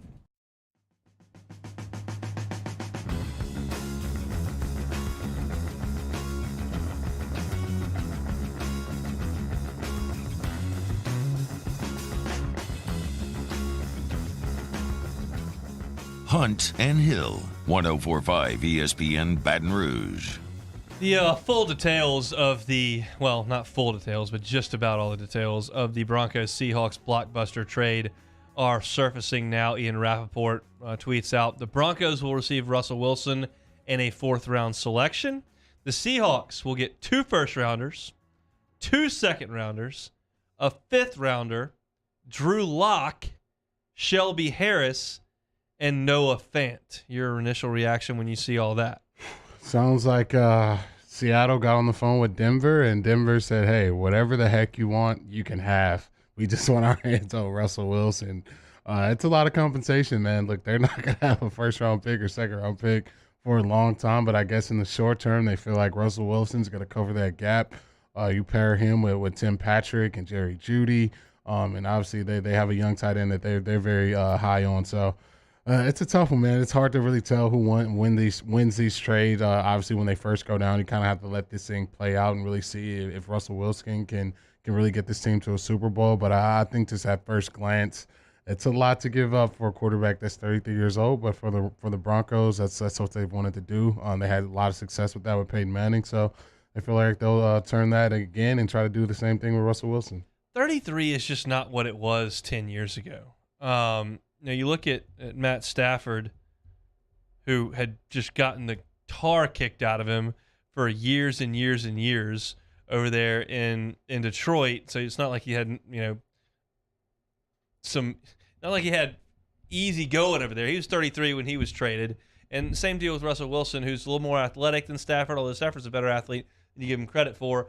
I think Russell Wilson's still got 6 years of really good football left in him. Now, I don't know if the Broncos are going to call 6 of that or if he wants to play for 6 more years, but you figure we'll start there and we'll build around it. Like you talked, they've still got some players. When you talk about the Seahawks, we'll take the 4 draft picks that you're giving me. We'll swap another one, so that's not a straight give up. But then we'll take defensive lineman Drew Lock to hold the place here until we can figure something else out. I think it makes a lot of sense for both teams. Is the Broncos roster – well, I know the answer to this question, but I guess I'll rephrase it. How close is the Broncos roster to what the Rams had? Ooh. I would say maybe a a year or two away. I think they're close. You can point to some really, really talented guys. I think the Rams the thing that made them over the top is you got a player that you can point to that's the best in football. And you start there at multiple positions. When you look at the cornerback position, at the defensive line position, I can't really point to someone on the Denver Broncos that I feel that highly on. But even with that being said, I think you get Russell Wilson, who to me is a top 10 quarterback. Some people will say he's top 5. You bring that to a team that you felt was on the verge. Now you're challenging. So I think for them, there's still a few pieces away to really people start saying, hey, that's my Super Bowl favorite right there. But you get the quarterback, it definitely helps your franchise out a ton. It's certainly a good place to start, that's for sure, to have Russell Wilson back there. And I mean, specifically for the next 3 years, you figure you can expect elite level play from him, which is more than most of the league can say. I think there are probably more really good quarterbacks in the league than people like me would care to admit. I mean, there's just a lot of guys who can amass a lot of yards who may not be right on the tip of our tongues. But when you start to look at some of the statistics that like Tannehill put up a couple of years ago, and you look at what Kyler can do, and some of the guys that aren't necessarily right at the top of the list with your Rodgers and your Mahomes and Russell Wilson, still win with some of these other guys. But to have Russell Wilson is a huge feather in the cap for them. But the way I tease this segment, I wanted to talk about what it means for the Saints. I don't think anyone sincerely believed the Saints were on the precipice of getting Aaron Rodgers or Russell Wilson. It wasn't that talked about. But it does change your tune when you realize the two options are off the table. Now, our inclination all along has been they're going to figure something out with Jameis Winston, but there are still some teams very much in the quarterback market, the Saints being one, and Jameis Winston's free to look around. So is it at this point Jameis or bust? Or should I put Jameis or draft? Yeah, it's starting to look that way. I mean, you can. I think for the Saints, I think Jameis is the most realistic option. But for Jameis, he may want to, move on to the next situation, or maybe feel like his talents would be better used elsewhere. So for the Saints, that kind of puts you in a bind a little bit. Now you gotta probably go into the draft again, where you just took Ian Book last year, and you thought maybe you had something there, but based off of what you've watched so far, you don't know how much is left in that well. So. The Saints are going to have to, get moving pretty quickly here. Free agency's right around the corner, and not really too many free agent quarterbacks that you can point to say, hey, this is going to be our franchise quarterback. Let's see, man. It's tough. If they don't somehow find a way to land Jameis, I think they're definitely going to be spinning some wheels trying to figure some stuff out. This is the analogy that I kind of thought of as I was considering this whole carousel deal. When Jameis came to New Orleans, he was essentially entering a cocoon. He had Sean Payton right there talking through plays, game plan, and he had Drew Brees right there carrying the load. And all he had to do was sit there and watch and basically, hibernate.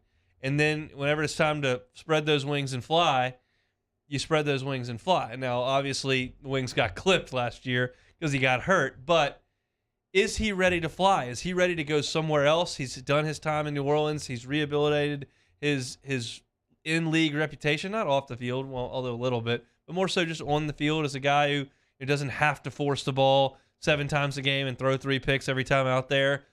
Production wasn't quite there, but he didn't turn it over as much.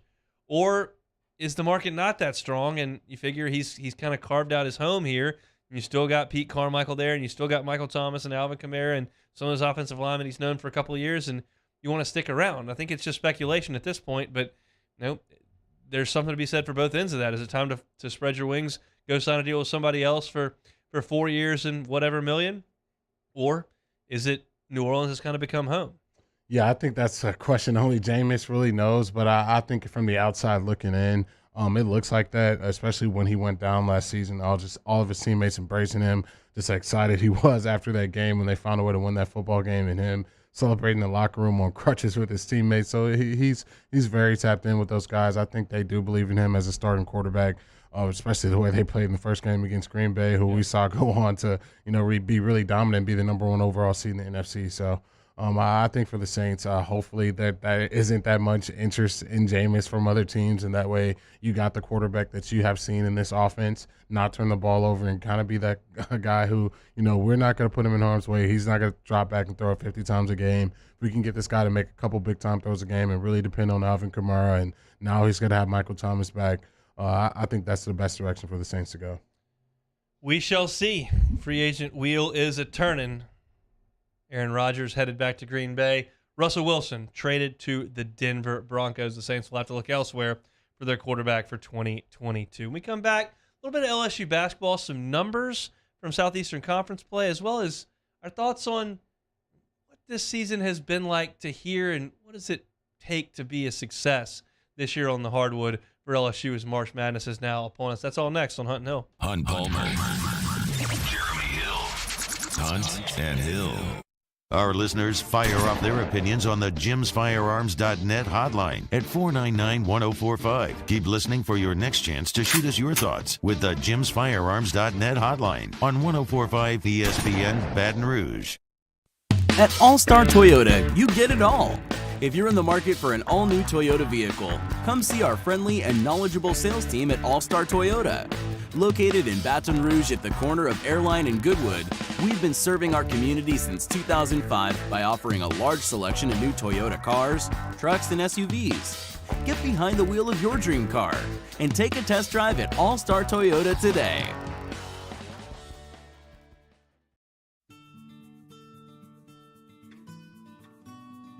This is a house call.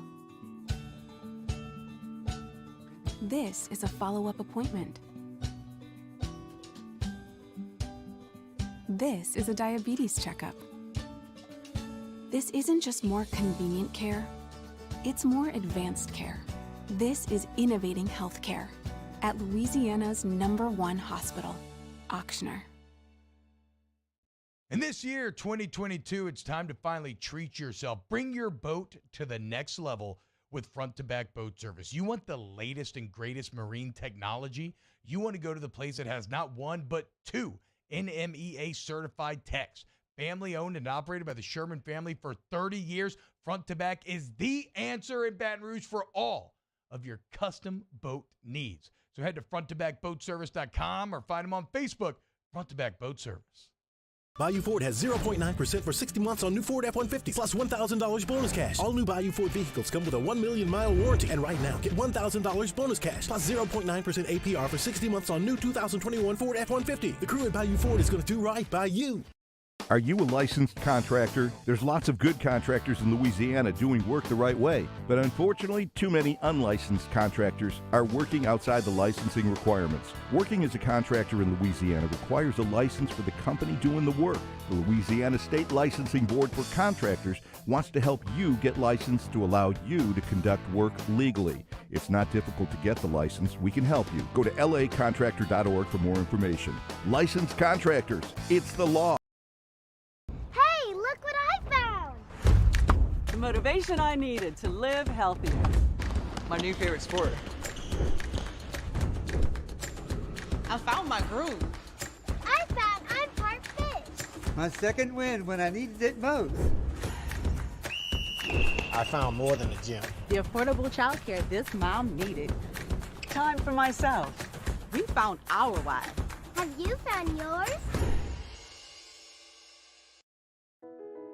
I've been doing business with Luba for 25 years. They're dependable, trustworthy. It's just the attention to detail with our clients.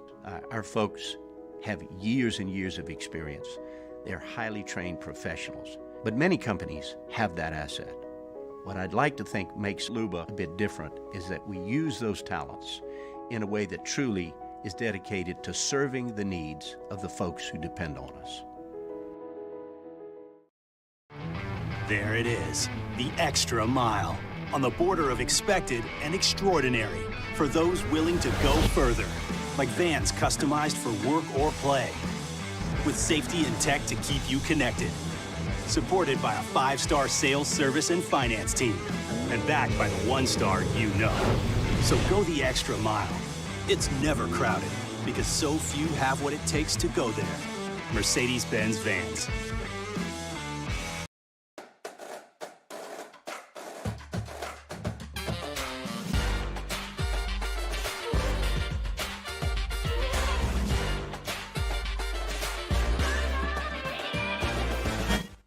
on Wednesdays off the bench. Matt Flynn makes his triumphant return for an hour of flestering after a couple weeks off. Plus, recap Ja Morant versus the Pelicans. It's off the bench, 7 to 10 a.m., 104.5 ESPN.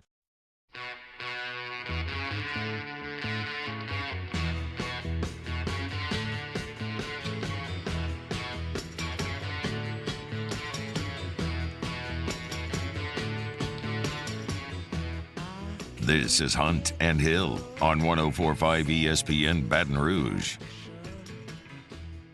You missed this earlier, LSU baseball and is it Northwestern State tonight or McNeese? I thought it was McNeese. McNeese, that's right. Postponed tonight. They will not play at the box tonight if you're planning on heading out there.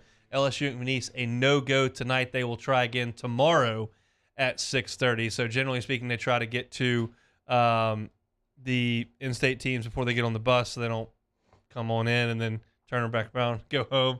Didn't look like the weather was going to be very good this evening. A lot of rain in the forecast. Things are a little chilly out there. So they will try again tomorrow, LSU and McNeese, 6:30 from the box tomorrow. I heard Will Wade on Jordy's show earlier this week say, look, we got picked 6th in the league when Adam Miller was healthy. And then we turned around with no Adam Miller and finished 5th.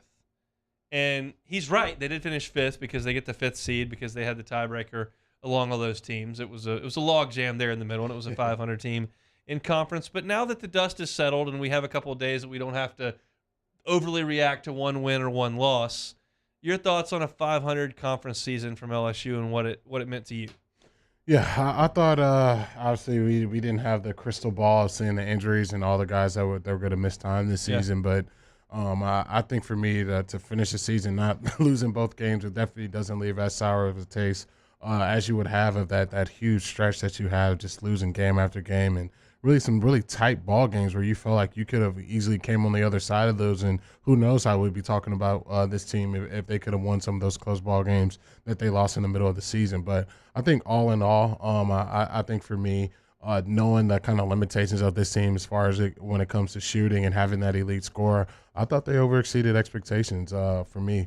When you kind of pair, Xavier Pinson missing as much time as he has, just dealing with the injuries of Murray, you kind of saw him kind of play to the potential that he could in the last game of the season, and Tari Eason just battling all the foul trouble he's had and still finding a way to be Coach's Poll first team All SEC. So for me, I thought they definitely, I would agree with Coach Wade in that, and from that perspective, when you kind of look at everything, missing out of Miller, missing Xavier Pinson, guys in and out of lineup, the limitations of this basketball team, and finding yourself 5th in the SEC, I definitely think you can commend them for their efforts as far as that goes. You mentioned the shooting and the guard play, and this is not anything new, but now that we've got the entire sample size, I can go ahead and lay it out for you. In conference play, Xavier Pinson shot 15% from three-point range. Eric Gaines shot 31% from three-point range in SEC play. Even from two-point range, Pinson was 42% and Gaines was 47%. Just not high enough percentage shooting from the backcourt that played the majority of the time. Yes, Brandon Murray stepped in. Yes, he did an admirable job. 35% from three, just under 50% from two-point range. He struggled from free throws a little bit, but still 69%, did a nice job. It just wasn't as good a shooting performance as you were going to need to be consistent game in and game out. Yeah, it's really not. And I think that's kind of been this team's biggest Achilles heels. If you could have had that in a lot of games, when you pair the amount of turnover this team creates for opponents, the level of defense that they played all season, really. I know there's been some games where teams kind of got out on them, but those teams kind of get out on everybody when you look at Auburn and Kentucky and some of the other teams they played. But if you could have had that consistent shooting from the three-point line, it would have been amazing for this team. But like I said, I'll go back to my last take. Even with that being said, not having that to depend on and still finding your way to be a 5th seed and possibly Joe Lunardi's bracketology being a 5th seed, I think that's something you can definitely commend. Brandon Murray received some all-freshman honors today, as he well should have. Started 16 SEC games for LSU, 11 points in Southeastern Conference play, shot 35% from the three-point line. Look, this is a guy in my preseason preview before Adam Miller got hurt that I said, yeah, he's kind of a physical guy, more of a driver. I think you may see him, maybe in some spot duty, but I think he's probably a year away from helping out. He certainly was not. Assist and a half a game, a steal a game in SEC play. That's a guy that if LSU's going to win a couple of games in the NCAA tournament is going to have to be an offensive force for him. I loved the way he came out in the game on Saturday, got to the rim, driving down that right seam, knocked down a couple of big threes. They need him to be an offensive force because we've looked at percentages. We watched this team play all year. If Gaines and Pinson are doing more shooting than they need to be, your offensive efficiency is not going to be very good most times. Now, look, Pinson did a really good job at Rupp of keeping LSU in it because Murray was basically a no-show, but he needs to be offensively assertive. Yeah, I think this team is most dangerous when Brandon Murray can kind of step up and be that second or third leading scorer, and Xavier Pinson can kind of go into that role where he's a facilitator and he's really the assist guy, and you kind of let Murray get going from the outside. I think Days can obviously get going from the outside, and I think it really opens it up for Tari Easons to be that attacker of the basket that we all know he can be. But that all starts with Brandon Murray being that guard that we can depend on to really be a threat from the outside, take it off the dribble, and just kind of put the defense, on their heels and really, make it an advantage for LSU offense. And when he's doing that, I think this team it's really tough to deal with when you pair that with the defensive ability that they have on the other end. So you're definitely going to need Brandon Murray if you want to have any success, I think, in this SEC tournament leading into the NCAA tournament.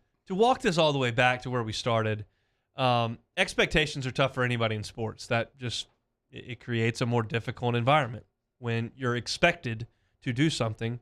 If you do it, then it's, okay, you got it done. If you don't, then it's a letdown.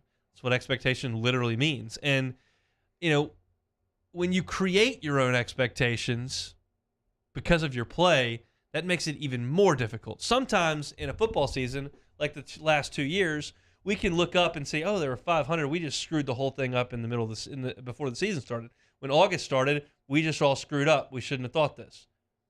That's different than the discussion of, oh, my God, we're 15-0. Oh, my God, we just beat Kentucky. We just beat Tennessee. Oh, my, we have no players, and we still went down there and beat Florida in the second half. You've created your own expectations. Oh, this is a 2 seed. And then you get this moron right here, I'm pointing to myself, who gets on the air and says, look, this is our chance to be a 2 seed, chance to be a 3 seed, make a deep run in this thing. Because you've created those expectations, and now you didn't meet them, and so it feels more disappointing than if you were Texas A&M and not thought to do anything, and you finished 9-9 in the league. They probably feel pretty good about the direction of the program. We're thinking, why didn't we get more out of this team, even though the story hasn't even been written? It's just an interesting dichotomy of thought between two of these same results because of the expectations you've cultivated. Yeah, I would definitely agree with that. I think for me watching this team all season, and a lot of people made a lot of noise about the preseason schedule before the SEC and just not seeing the dominant teams that you would love to see, some top 5 ranked teams in the country, but LSU handling business and then being a ranked team, going into the season unranked, being ranked, and climbing the polls the way they did. I think they almost got into the top 10 at a certain point this season. Yep.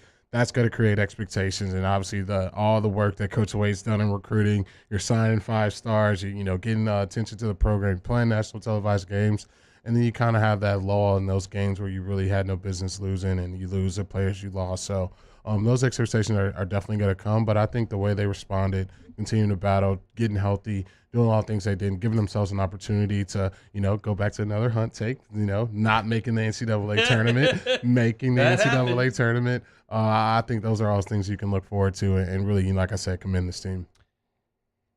You mentioned the non-conference schedule, and Will Wade catches some heat over that from some fans when it's a boring non-conference schedule. I use air quotes, or you lose a game to VCU or Utah State, and well, why are you putting these teams on the schedule? It's stupid.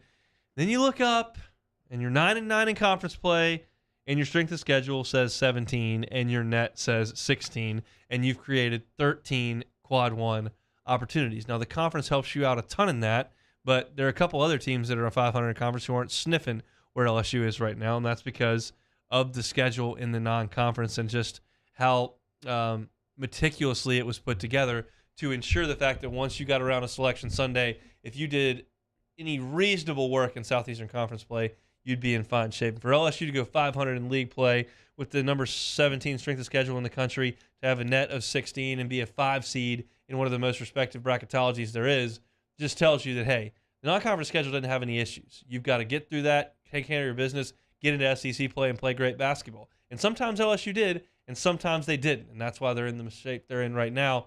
But certainly they have an opportunity to improve their stock over the next 4 days, and then see what they can do next week in the NCAA tournaments. Look at SEC basketball. Again, if you missed this, top of the segment, LSU and McNeese baseball tonight, postponed until tomorrow. Don't go to the box tonight. It'll be empty, and you'll be cold tomorrow night. A little bit better. Still may be chilly, but it'll be empty, and we'll take it to McNeese. We'll come back and close out a Tuesday episode of Hunt and Hill. This is Hunt and Hill on 104.5 ESPN Baton Rouge. You're in the market for a used automobile, a new automobile, make Bayou Ford your destination for that. BayouFord.com. Got the lots down there in Houma, but as I've mentioned, 50% of their customers who purchase cars never set foot on the lot. If you want to go down there and check it all out, you absolutely can. Give Ben Gagne a call down there. He will walk you around and help you out. If you'd rather go to the website, check out the inventory there, or start the process of customizing your vehicle, which 75% of their customers do, just go to BayouFord.com, and they will make that work for you. You can see the number for the sales department, the service department, the parts department. It's a one-stop shop there over at BayouFord.com. Yeah, you don't have to worry about going down to LaPlace. Bayou Ford has 6 full-time drivers. Their only job is to deliver your custom vehicle right to you. All you got to do is go to BayouFord.com. They're going to do right by you. We opened up the playbook and expanded our coverage. Listen daily in high definition on 98.1 HD2. We are 104.5 ESPN Baton Rouge.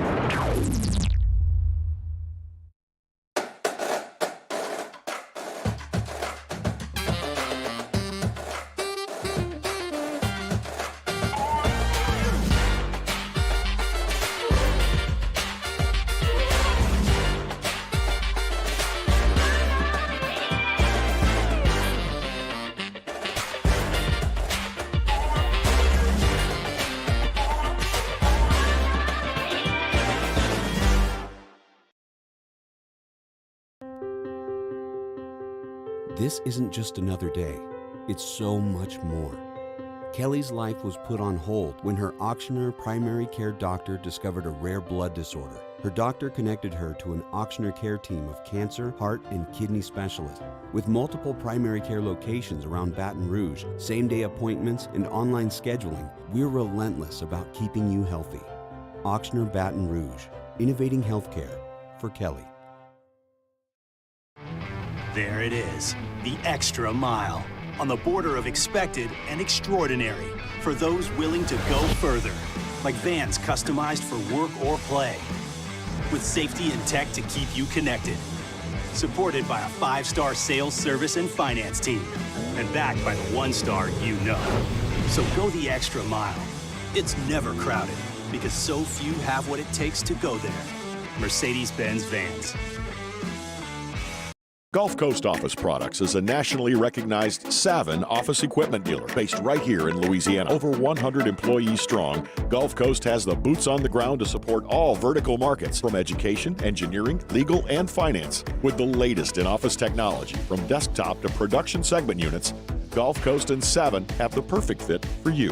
Call 225-756-2644. That's 756-2644 for Gulf Coast Office Products. ServiceMaster Elite create clean, disinfected work environments. As a local business, we take pride in serving the New Orleans and Baton Rouge areas. Our cleaning protocols follow CDC and OSHA standards for healthcare settings, offices, senior living, restaurants, and industrial plants. Contact ServiceMaster Elite to get your operation ready for reopening with germ disinfection cleaning. ServiceMaster Elite, the trusted choice in professional cleaning since 1996. At All-Star Toyota, you get it all. If you're in the market for an all-new Toyota vehicle, come see our friendly and knowledgeable sales team at All-Star Toyota. Located in Baton Rouge at the corner of Airline and Goodwood, we've been serving our community since 2005 by offering a large selection of new Toyota cars, trucks, and SUVs. Get behind the wheel of your dream car and take a test drive at All-Star Toyota today. For a Tuesday edition of Early Line, as we recap the night's action in college basketball and look ahead to Tuesday's slate, we also go out to Vegas to talk to Rafael Esparza of MyBookie.ag. Join us 2 to 3 p.m. 104.5 ESPN Baton Rouge.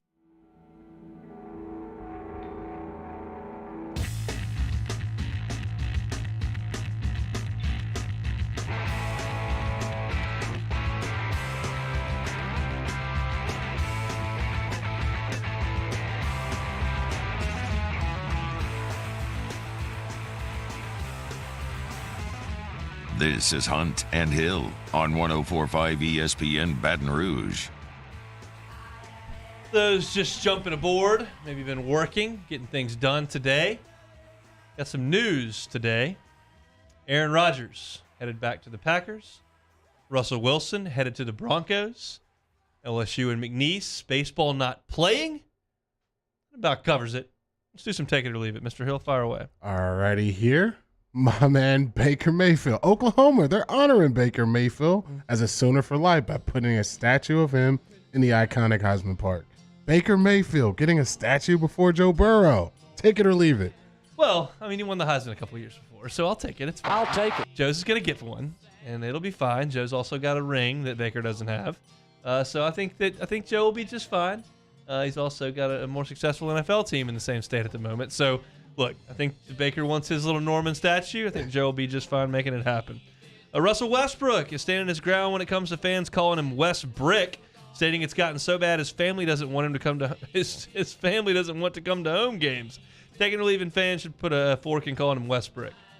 I'm going to leave it for right now. I think you're shooting, 25% from the field, 20% from three, shooting 60% from the free throw line. I think fans paying their hard-earned money, sitting in that LA traffic for 3 hours, I think they can call you a little Westbrook here, man. I mean, they're not calling you anything crazy, shooting a bunch of bricks. They call you Westbrook. I mean, you're getting paid $40 million to be the point guard of the Los Angeles Lakers. I think the fans can say that to this point, especially if you've been playing the way you've been playing all season. We expect championships, and we're getting, play-in tournaments and possibly missing the playoffs. Just missing altogether.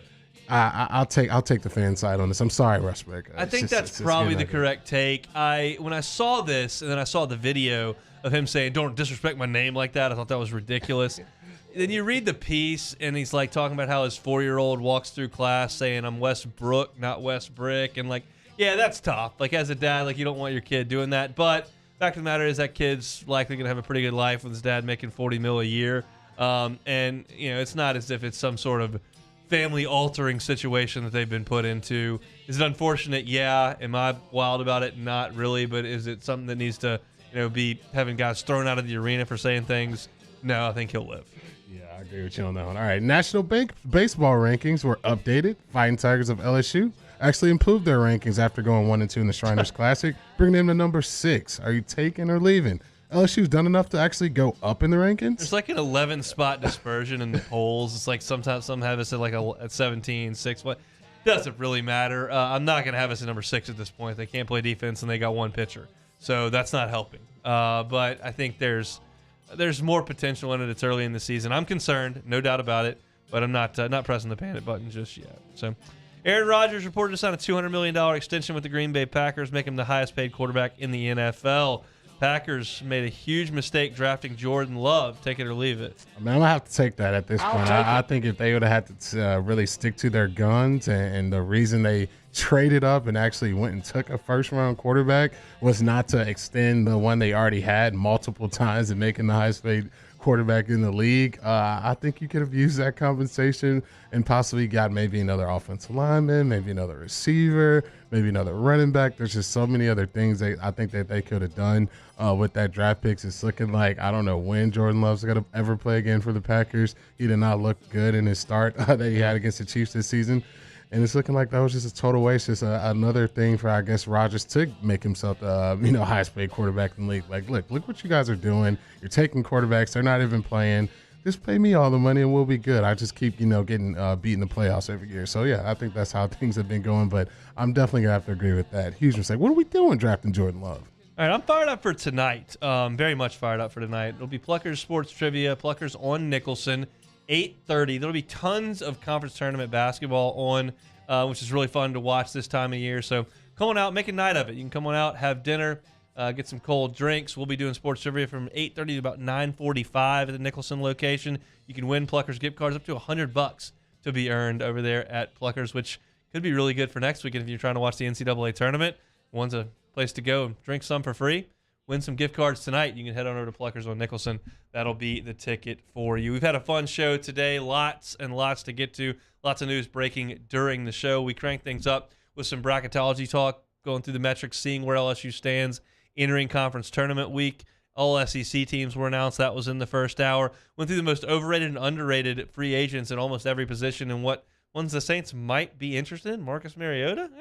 See what we had to say. That's all in the first hour. Second hour, talked about Tom Crean losing his job at Georgia and where that job ranks in college basketball. Also chatted a little LSU basketball as to what some of the numbers say about what the Tigers are heading into the SEC tournament. SEC tournament action cranks up tomorrow from Tampa. We'll do a little bit of previewing of that. Go review all that happened in college basketball over tonight on the show tomorrow, and then we'll look forward to LSU and McNeese on the diamond at the box. Remember, they are not playing tonight, postponed due to weather. They will be back in action tomorrow at 6:30 from Alec Box Stadium. That will do it for us here on a Tuesday edition of Hunt and Hill. Matt Moscona is going to drive you home from 3 to 6. Jimmy On's Game Time from 6 to 8. Mario and Musso have your early line coming up next. You're listening to Hunt and Hill, 104.5 ESPN, Baton Rouge.